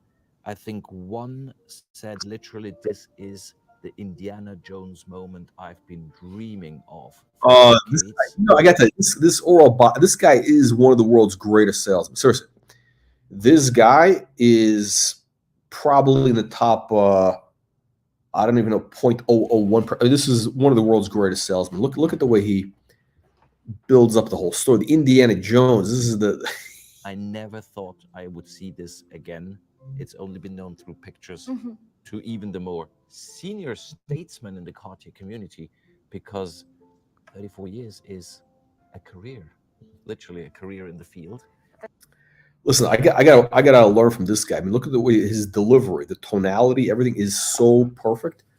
He speaks nice and slow. He emphasizes these points. I mean, this is like a master at work. This is it's worth watching the video just for this. Incredible. Here we go. That's exactly what Cartier, even the book, that's what it says. It says it was found at auction 30 years ago and disappeared ever since. It's the missing link. The missing link. Here it is, finally rediscovered. Yeah. So who might be? Where would you see this? Would you see this more with a jewelry collector, a timekeeping collector, an institution? In what part of the world do you see a particular taste drawn to this? Wow, I mean, obviously, you see the Chinese. That's how the clock works, right? The fish points to the time. That's so cool. Influence that Cartier had used back then. We've discussed extensively already about the jade screen, the mystery clock, the pendulettes as well. Here, obviously, you can see the Chinese element because of the chimera, of the jade, but there's also a universality to it, I think. of something of this quality that appeals to anyone, I would say, no? Yeah, Of absolutely. any kind of. Yeah, no shit. I mean, these pieces, really, the Chinese market would pay absolute top dollar, but this is like anybody would be a buyer for. I mean, this is just like peak Art Deco. Just incredible Collector. stuff. And I think even back then, when Cartier was using obviously the Far East inspiration and some like Far East elements, as we mentioned, they were not really for the Asian or Chinese market. They were for the European market. But with the Yeah, it was that because it was that fad. Yeah, the Europeans were really into this exotica of the Orient, the Far East. So, but I wonder, maybe, I mean, Shanghai was a big that was a boom town. So, but this was definitely for the European market. fascination that the Far East had for Europe and the Western world. And it goes back to even the 18th century with the Compagnie des Indes and all these influences and the dialogue with the two worlds. And I think this is really a piece for a collector, as you mentioned. And I don't think it's really for a particular country or like a state. It's really like someone who will appreciate the beauty of the element. Obviously, I think what they're trying to do is they're basically trying to say that because the Chinese economy, it's a little soft right now. They're basically trying to say that, hey, this is, no matter what happens with China, whatever, this is a universal thing, global, and which I agree with. But imagine if and when China economy comes back, I mean, something like this would go through the roof. I mean, to the moon. I mean, if they would have sold us 7 years ago, it would have gone to the moon. the watchmaking behind it and the Cartier object that is Couldn't absolutely agree more with you. I think it is of universal relevance. It is as good as Art Deco could be in any way. It's definitely going to fascinate anyone in the world of watchmaking and clockmaking. Actually, the biggest Art Deco collector was actually the Maharaja of Indore. So, which it was in India. Actually, the Maharajas were big customers. There was a couple of guys. I think there was the Maharaja of Indore. He had like an amazing furniture by Ruhlmann, and I think also the Maharaja of was it Jaipur? But there was a couple of Maharajas who were big. I mean, these guys. I don't know how these guys were making money, but these Maharajas were like, I mean, they probably would have had something like this. And so this is interesting. The Art Deco thing was. It wasn't just Europe. I mean, the world was really becoming globalized at that point. I think the jewelry world that bows to Cartier, the king of jewelers. Look at the way these guys are trying to like expand the market. They're trying to, I mean, this is a great sales job. They're basically trying to subtly explain to you that this could appeal to multiple market segments, not just watch collectors. It could appeal to collectors of design, jewelry. So it's a cross. What is it? What's cross? Yeah, it's a cross category. It appeals across multiple categories. And by the way, that's 100% true. I mean, I could see this thing at the Louvre. I mean, seriously, this is an absolute museum piece, especially with the water in there, and you see the thing moving. That is, that's something that people want to see. I mean, that brings in the crowds, or I mean, not people are going to go out of the way, but it's one of those cool things that nobody will, when they see that, they'll never forget that ever in their life. And will say this is as good as it gets. I think the design collectors. I mean, imagine you've got your New York penthouse or Los Angeles mansion created in Art Deco. It would be this the guy, centerpiece. As I was saying, in an entrance in a dining room of I love the way he's selling the whole dream. He's basically selling you how you position it. And by the way, that's 100% right. The only thing is, you probably fill it up with water only on special occasions, right? I mean, you don't want to keep it running all day. And what do you use? You use Fiji water, or no? You actually you want to use what is it? The water that's distilled. I think you probably want to use distilled water, so it doesn't leave any mineral or whatever. So you're gonna have to have your maid fill it up, before big party. But that's he's basically trying to sell you the dream. Let's say you're a guy that wants to impress some important guests at a party, to help close a big deal, or like what's his name, the MBS, the Crown Prince of Saudi Arabia. He's got that on his yacht. That's right. He's got a yacht, like a 200-foot yacht, and he's got the Leonardo da Vinci painting that he bought for $400 million, hanging on the boat. That's right. It's hanging in the boat, which is, I don't know if you could do that because the humidity and that's things on panel. I mean, that's really risky. But he apparently he had that painting on his boat when he had it, parked in the Mediterranean a couple of years ago. Supposedly that's where people saw it. And imagine this. Now you have this on your boat or on your yacht, your yacht. Ideal for a yacht, actually. I'm surprised that Oral hasn't mentioned this. Oral, you should send me a commission for giving me this idea, marketing idea. Utter beauty. And I think then there's what we would call today the collectors of the best of the best. That's what I wanted to say. By the way, that's the whole thing. There is like a people who just do buy like the best of the best. Like that's like they want that like super ultra flex. Like there was a guy named Gulbenkian, the Gulbenkian collection. That was a guy in the 1920s, I think it was, an Armenian guy who basically brokered brokered deals for oil. I think was he buying the oil from the Saudis? Anyway, the Armenians are great business people, right? And he basically said, look, all I want is, I think he said like 1% commission or whatever it is, and people didn't realize that it was real. And he basically kept getting this 1% for years. And this guy basically, his focus was on buying the absolute best of the best of the best across all categories, like clocks, watches. I gotta see his museum. It's in Portugal. I gotta visit there at one point. But so the Calouste Gulbenkian, if I'm not mistaken, is the name. He had like crazy stuff, like ivory. Also crazy. If Gulbenkian was alive today, he'd be buying this. Yeah. I just said this timepiece or this object, it appeals to a collector who just wants the best. He doesn't need multiple, or she doesn't need multiple. She just wants the best, and that's what it is. So basically, you go for the best, trophies. The Ferrari 250 GTO. At the same time, you have the very best impressionist or contemporary art. You've got premium real estate that is just beyond. Look, I mean, this is a master class. We're watching a master class in salesmanship, because basically this guy's positioning.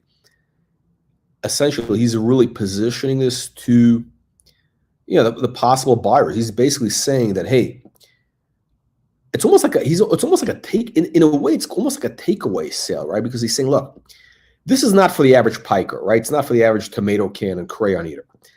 And by the way, he's absolutely correct. There is a class of collector who just buys those trophy objects, right? So they want to have. This is kind of like what the Russian oligarchs were doing before the sanctions, which are, by the way, completely illegal. These sanctions, that's complete new legal invention by the Western world. But yeah, there was a bunch of these guys like not Abramovich, but there was a bunch of these. Who's the guy who bought this Salvatore Mundi, that Da Vinci painting? What's his name? That's the guy who lives in Monaco now. He was basically buying the best. That's trophy objects. So he bought that Da Vinci for $100 million. Actually, ironically, from a guy that from a dealer. I'll tell that story different now. Actually, that I've done business with. Of course, it's the craziest thing, because I remember buying a painting from him for $500. I mean, this is like within a month. Imagine he's selling a painting for. Actually, I think he sold it for $50 million, but he sold me a painting for $500. And really, I mean, that's the thing with the art business. One day you're selling something for $500, the next day you're selling for $50 million. And yeah, he was actually a really good guy. We did some good business. So I sold some stuff for him, to him. It was nice. But anyway, the point of it is that that painting was sold for $50 million to Sotheby's sold for $50 million to this guy, to what's his name, the the Freeport guy. He flipped it like turn around, like literally, it was a back-to-back transaction for 100 million to the Russian guy. And I think, I mean, I guess, totally legal. I mean, you're saying, hey, you could sell it, right? But apparently the Russian thought that this Frenchman, the Freeport guy, was only doing it as a small commission, making like 5%, not doubling. Anyway, but the crazy thing, and then he sues the guy, right? He's saying that he got ripped off because this guy bought the thing for 50 million, sold it for 100 million. He was pissed off, sues the guy, and then immediately puts the painting up at auction at Christie's, because he was just, I guess, disgusted with looking at this thing that he paid 100 million for, that really was only worth 50 million according to him. By the way, that painting was on the market for a number of years. They were really trying to get 100 million for it. So, anyway, the thing auctioned for 400 million. Okay, the guy made a $300 million profit. A $300 million profit this guy made. Ribovich, I think, Ribovich, whatever his name is.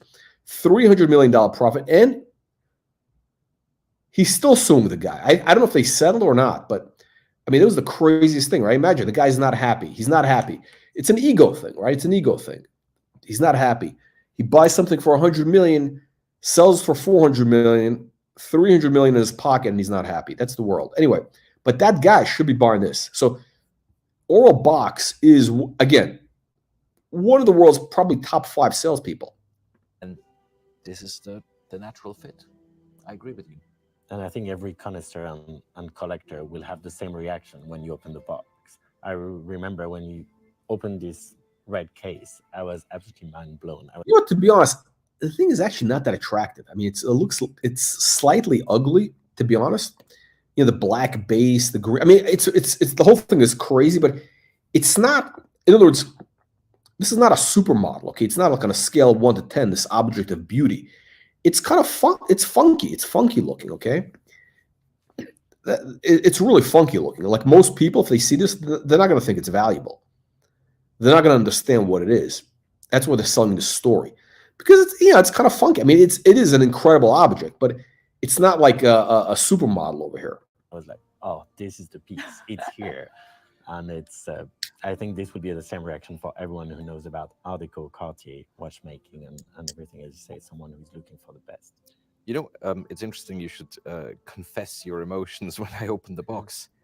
I have not yet come across anyone, and literally some of the most spoiled eyes and Again, look at it. I mean, he's basically telling you that. I mean, this guy's a master, right? He's telling you and by the way, this is probably true. He's basically saying like he's, the who's who of the world, right? I mean, the people, we're talking about, I don't know, Saudi, Middle East royalty, what are guys who basically have billions coming out of the wazoo. He's basically telling that even they've seen everything, and this is the absolute pinnacle. That's what he's going to imply here. Parts have been wow, literally. I think that's the WOW exclamation mark has been the natural reaction to those who've had until now, until we break these news here. Been given the privilege to see it. He's basically positioning it for like, I mean, not even just a billion, because how many billionaires? There's a lot of billionaires these days. Like a dime a dozen. He's basically positioning it for, the ultra close. So you just mentioned that these were in fact made for the Western market. What do we know when you look at it about its past history, and where was it sold? This is interesting. Let's find out.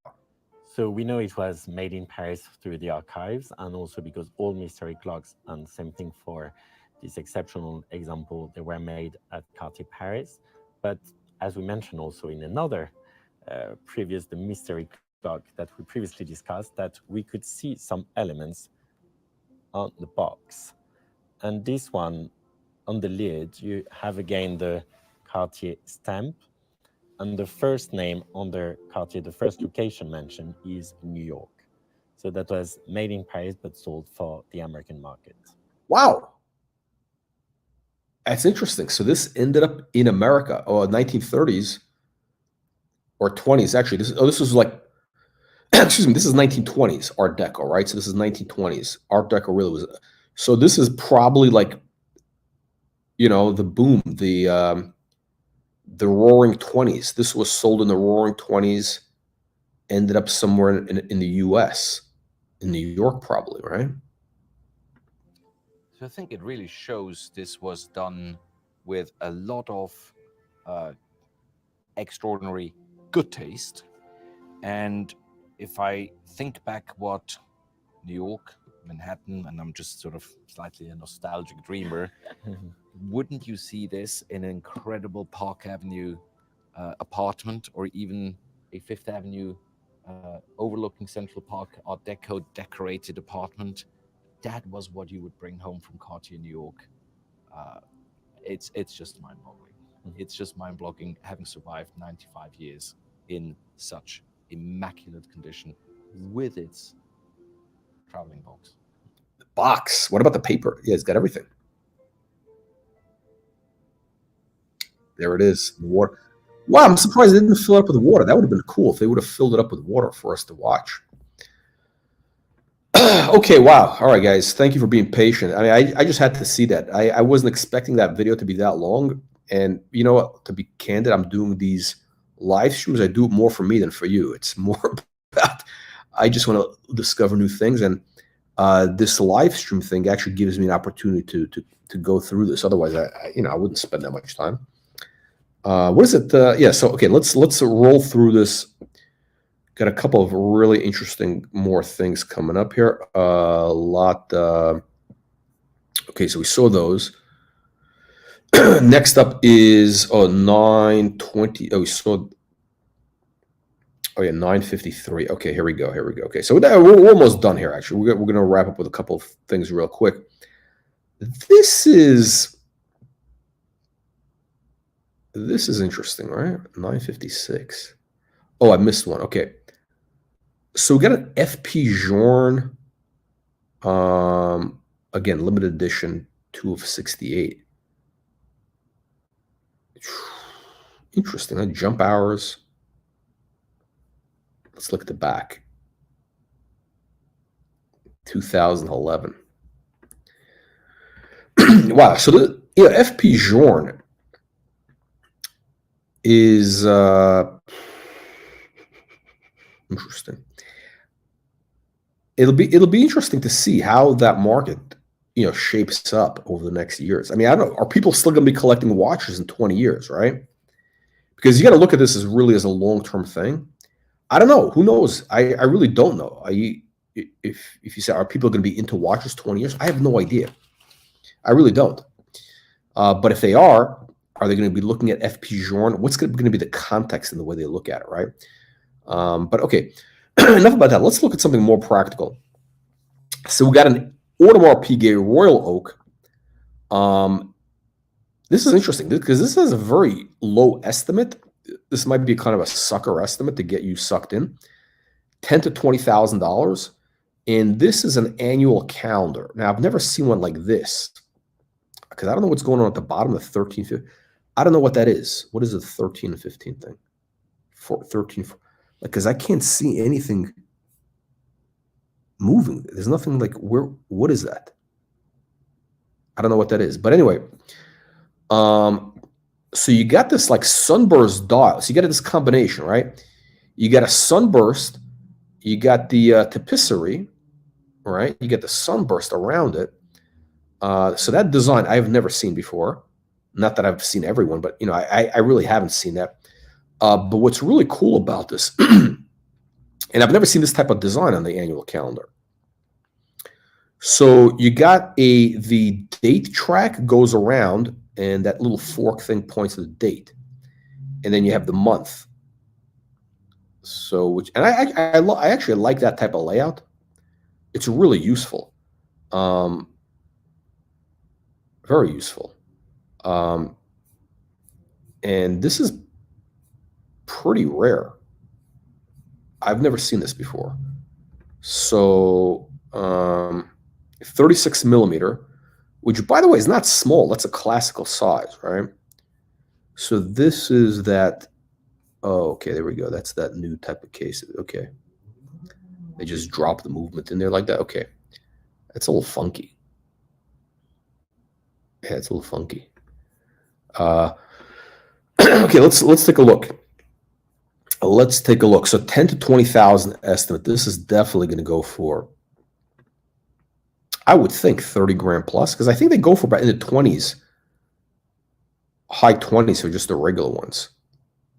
I don't know why they would do this like so. It's a full set also. And yes, it is based on the JLC, the JJ Le Culte movement. That's right. All the great watches are based on JLC, as is the Royal Oak on my wrist is a JLC movement, which is what makes it great. It's not the AP, it's the JLC that's in the AP. That could be I'd keep an eye on that watch. It'd be interesting to see what happens with it. Okay, so we're almost at the end here. We got a couple more lots. I want to point out this Breguet, again, unusual. This is a modern watch. I think this was done a couple of years ago. And this is, what does it say at the bottom? Swiss Guilloche Main. Mine? Okay. So you get, it's white gold, I believe this is white gold. We don't see this type of shape from Breguet, right? It's more of a, it's that tonneau Frank Mueller shape. This looks like a Frank Mueller. If I didn't know any better, I would think it's a Frank Mueller watch. Excuse me, platinum. Excuse me, platinum. So it's a platinum 2023. It's a brand new watch, full set, tourbillon, 25 to 51,000. I don't get this watch because the thing is,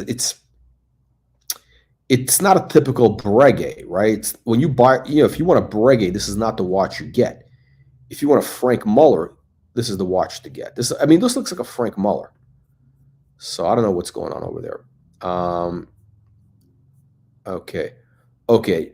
These are beautiful. Now these are absolutely great. So we got here the Patek Philippe rare handcraft line. The rare handcraft line, which is, again, they did these in very small numbers. And in this case, you have, so it's a platinum gondola shape, right? Gondola watch. And they have this cloisonne, enamel cloisonne of fish, tropical fish. It's a set of 4. So this guy bought all 4, basically, right? And this is I think that's the thing you're supposed to do, is you buy all of them. That's what you get.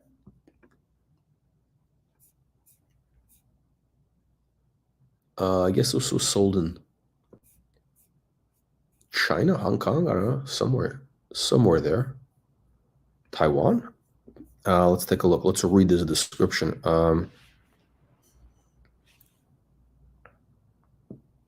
So you got, this is the clownfish one.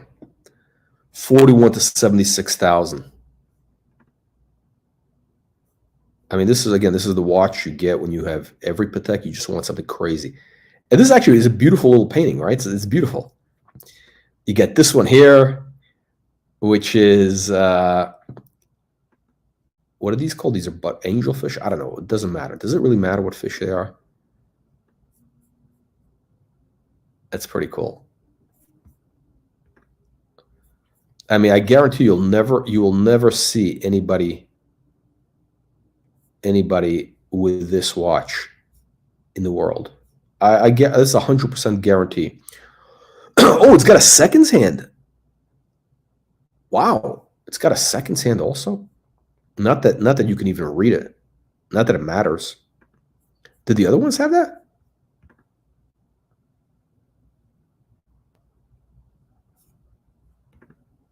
Yeah, they do. Wow, I didn't even notice that. It's got a seconds hand.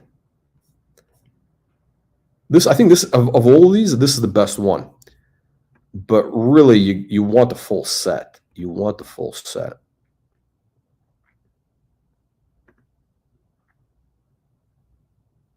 Yeah, the first one was the best one.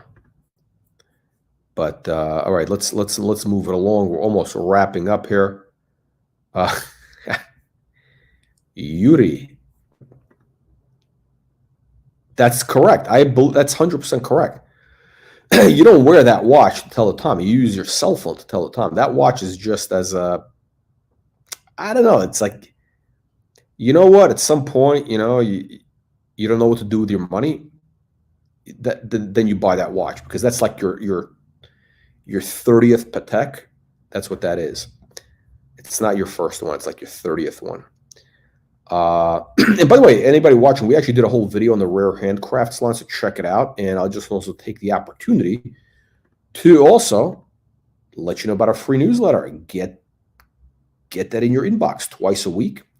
Latest news on the world of Patek, AP, Rolex, vintage, modern, news, prices, all that good stuff. Click the link in the video description below. And also, make sure to subscribe to our channel so we can keep bringing you this type of content, right? It helps the algorithm.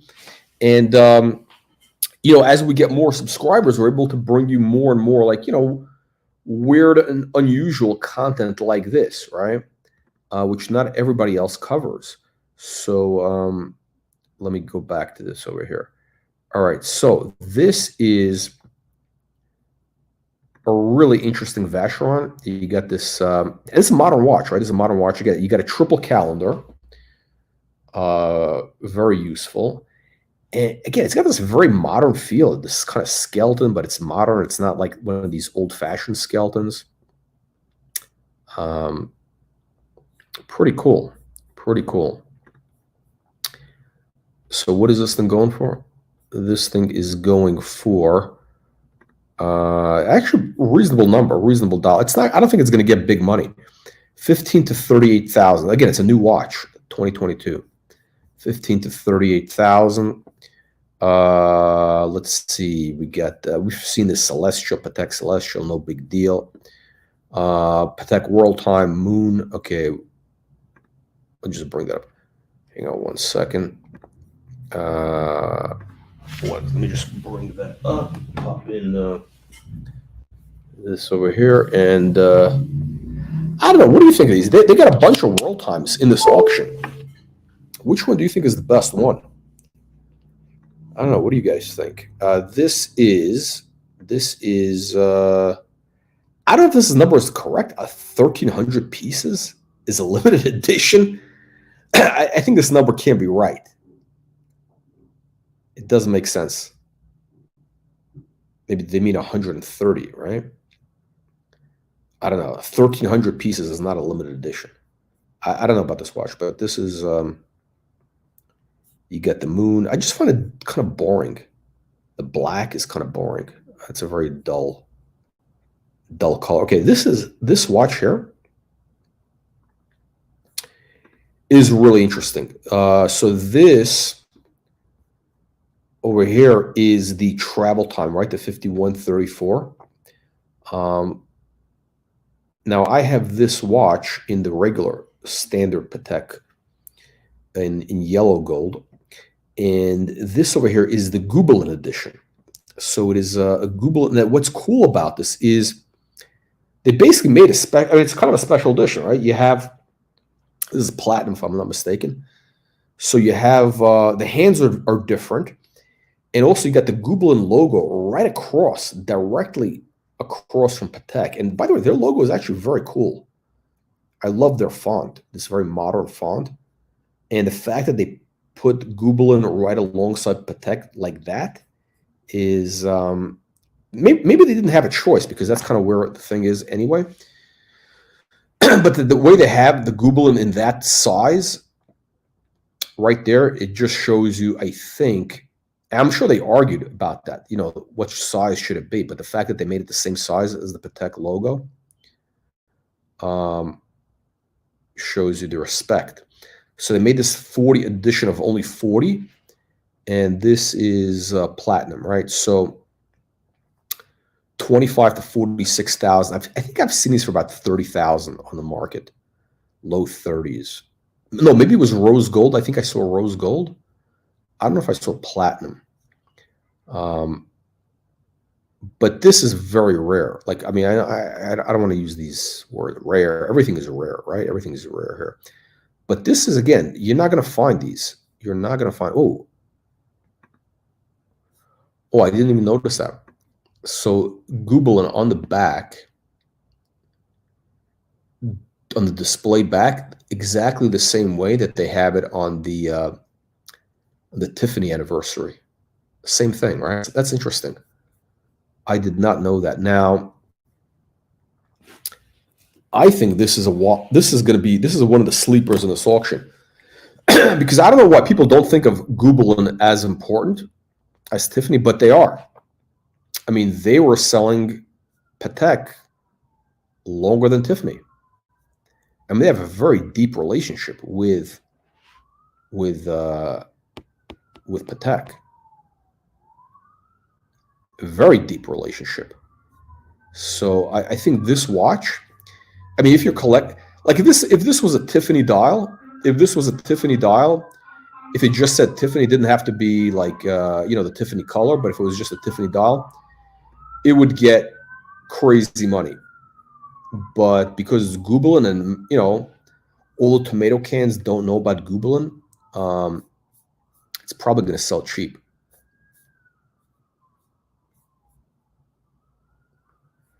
Yeah, there we go. This is a sleeper, absolutely. Actually, let me take a look at something. Let me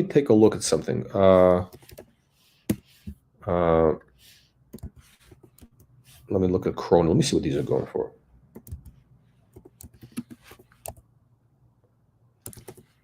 $5,134 Gubelin.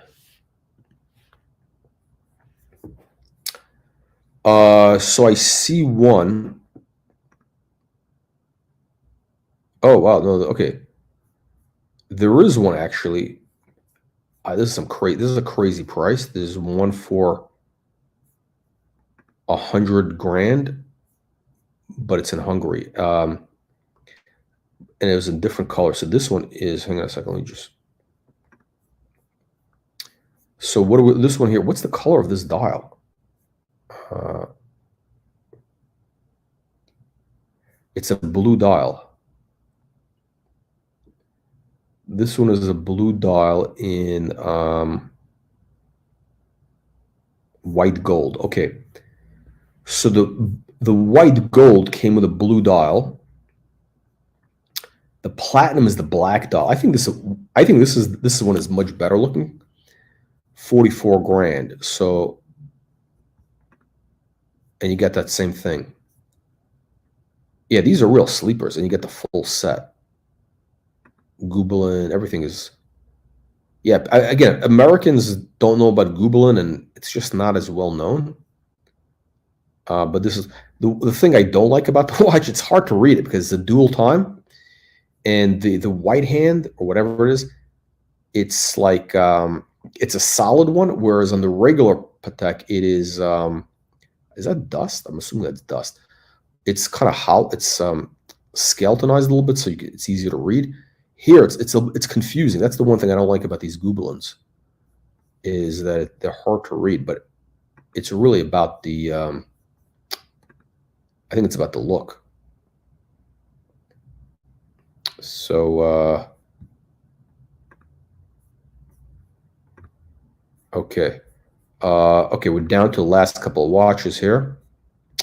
Okay, so we got the Cartiers. We've seen these we've seen these Cartiers.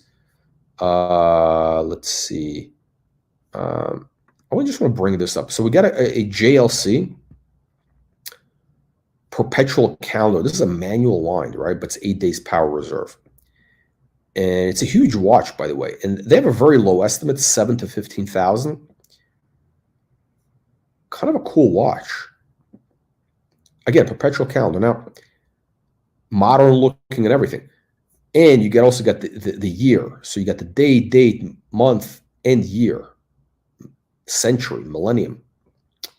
I saw one of these on Chrono from a private party, which is always funky, these private party sales. And the guy was asking like 16 grand. I was looking, I was thinking, you know, it was a brand new watch. I don't think the guy ever wore it. But you know, the private party sales is always like, I don't know, you never know who you're dealing with and all that. You never know if you're going to get the watch.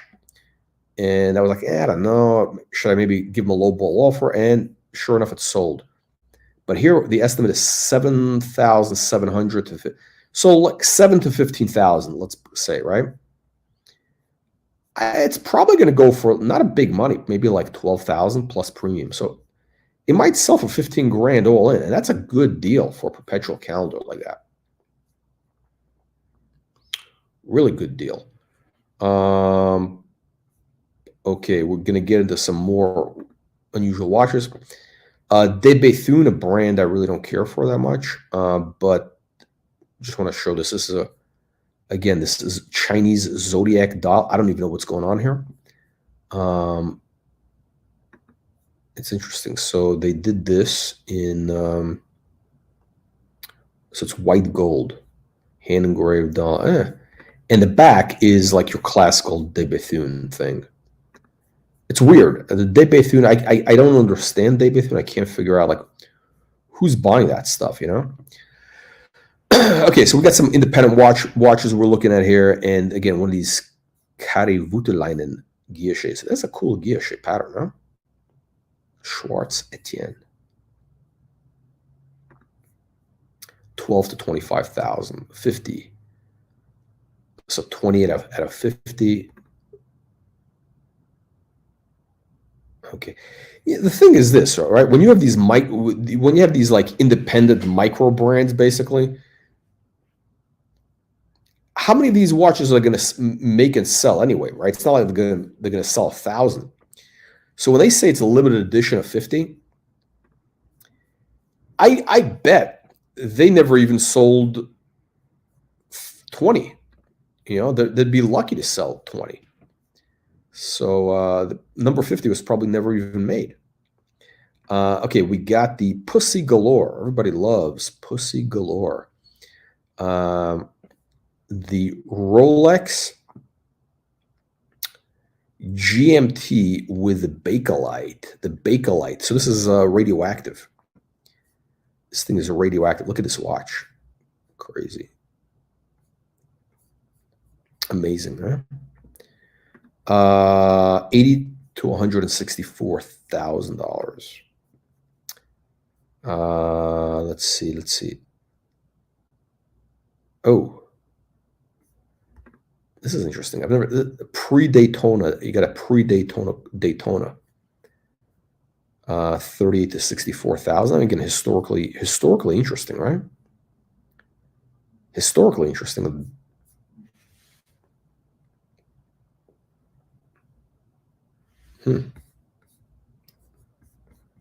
Okay, let's keep going. Couple more interesting watches to bring. Oh, we got a Crash. The Crash watches are getting crazy prices.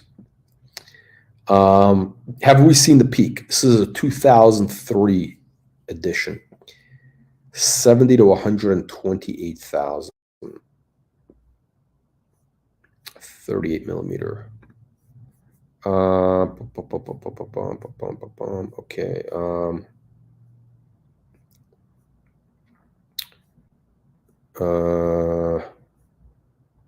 Okay, so we got the Patek Ellipse, which is, I love this shape. I love those like TV dial shapes. Something about the date. I think a date window should never be put on an Ellipse. I think that's a sacrilege to have a date window. I mean, you want just a clean dial. That's what you're getting. That's what you want, really. So this is like, if you want to collect Ellipse, I think you should avoid date windows. Okay, we're down to the last 3 watches, and Universal Genève. We saw one of these get a crazy price at Monaco Legends. So this is Universal Genève for the Italian Air Force, retailed by Carelli. And what's cool about this is it's two-tone watch. Two-tone, right? You got gold and steel. So probably this was for like like an officer, like a more high-ranking officer. But it's interesting that they would do that, gold and steel. It's Then again, they're Italian, so a little more flat. They love gold, right? So for an officer, that you get to wear one of these. This is 1950s, I believe, right? 1950s, yeah, 1950. Carelli. Okay, we got a couple more funky watches here. Now this is very cool. I don't really like this watch, but it's just very interesting, right? So you got Perpetual calendar. It's steel. You got this black dial, which is a little bit unusual, right? It's kind of an unusual dial, right? But you got steel and a platinum bezel. The bezel is platinum, and it's polished, so it's a mirror polish, shiny platinum. So what is the estimate here? 60 to 120. This is probably going to go for 100 grand plus. 1999 is when this was made. They probably didn't make too many of these. I mean, this is, how many could they have made? And what is that rotor made out of? What is that rotor? Ugh, it's so ugly. Honestly, it's so ugly. It's probably, is it gold? Maybe painted or something?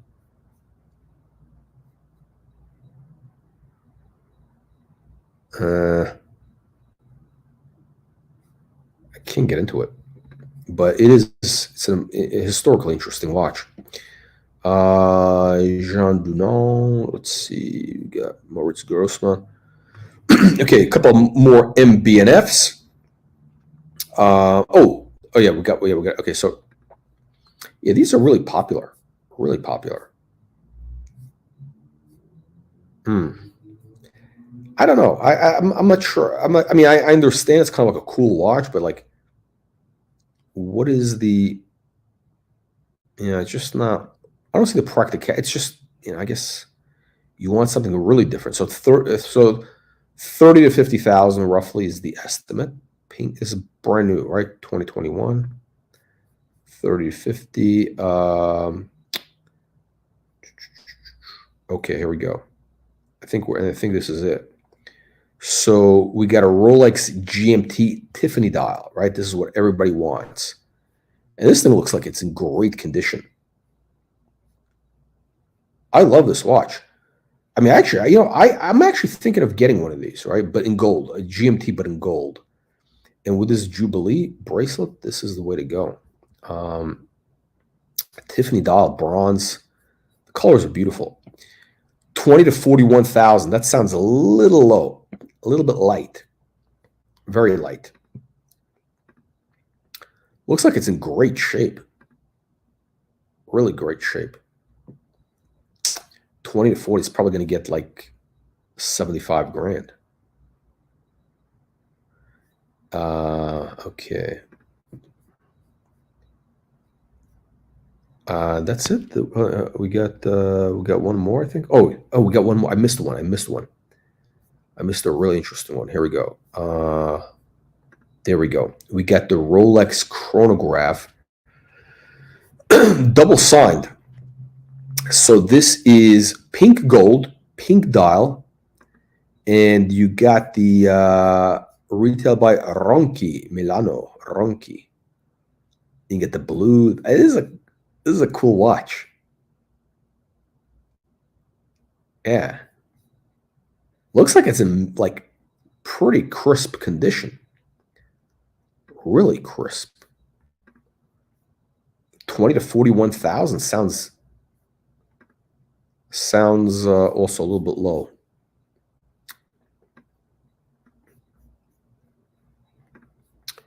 Wow.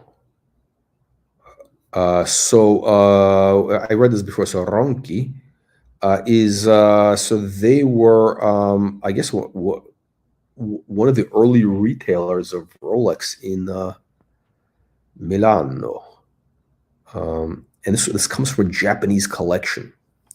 A Japanese collection. Interesting where these watches end up, right? This is gonna get, I don't know. I don't know. I'm not that familiar with these deep vintage ones. But yeah, interesting. All right, guys, that wraps it up. Thank you for joining. Make sure that you click the like and subscribe button because the algorithm needs that help. And also, make sure you get access to our free weekly newsletter for the latest on Rolex, Audemars Piguet, Patek Philippe, JLC, Rolex, vintage, modern. Newsletter comes to you free every week. Click the link in the video description below. All you got to do is just put in your email. It'll come to you, to your inbox automatically. So check it out. Absolutely free for a limited time. We're gonna start charging for it soon. Anyway, thank you for joining, and we'll see you all on the next one.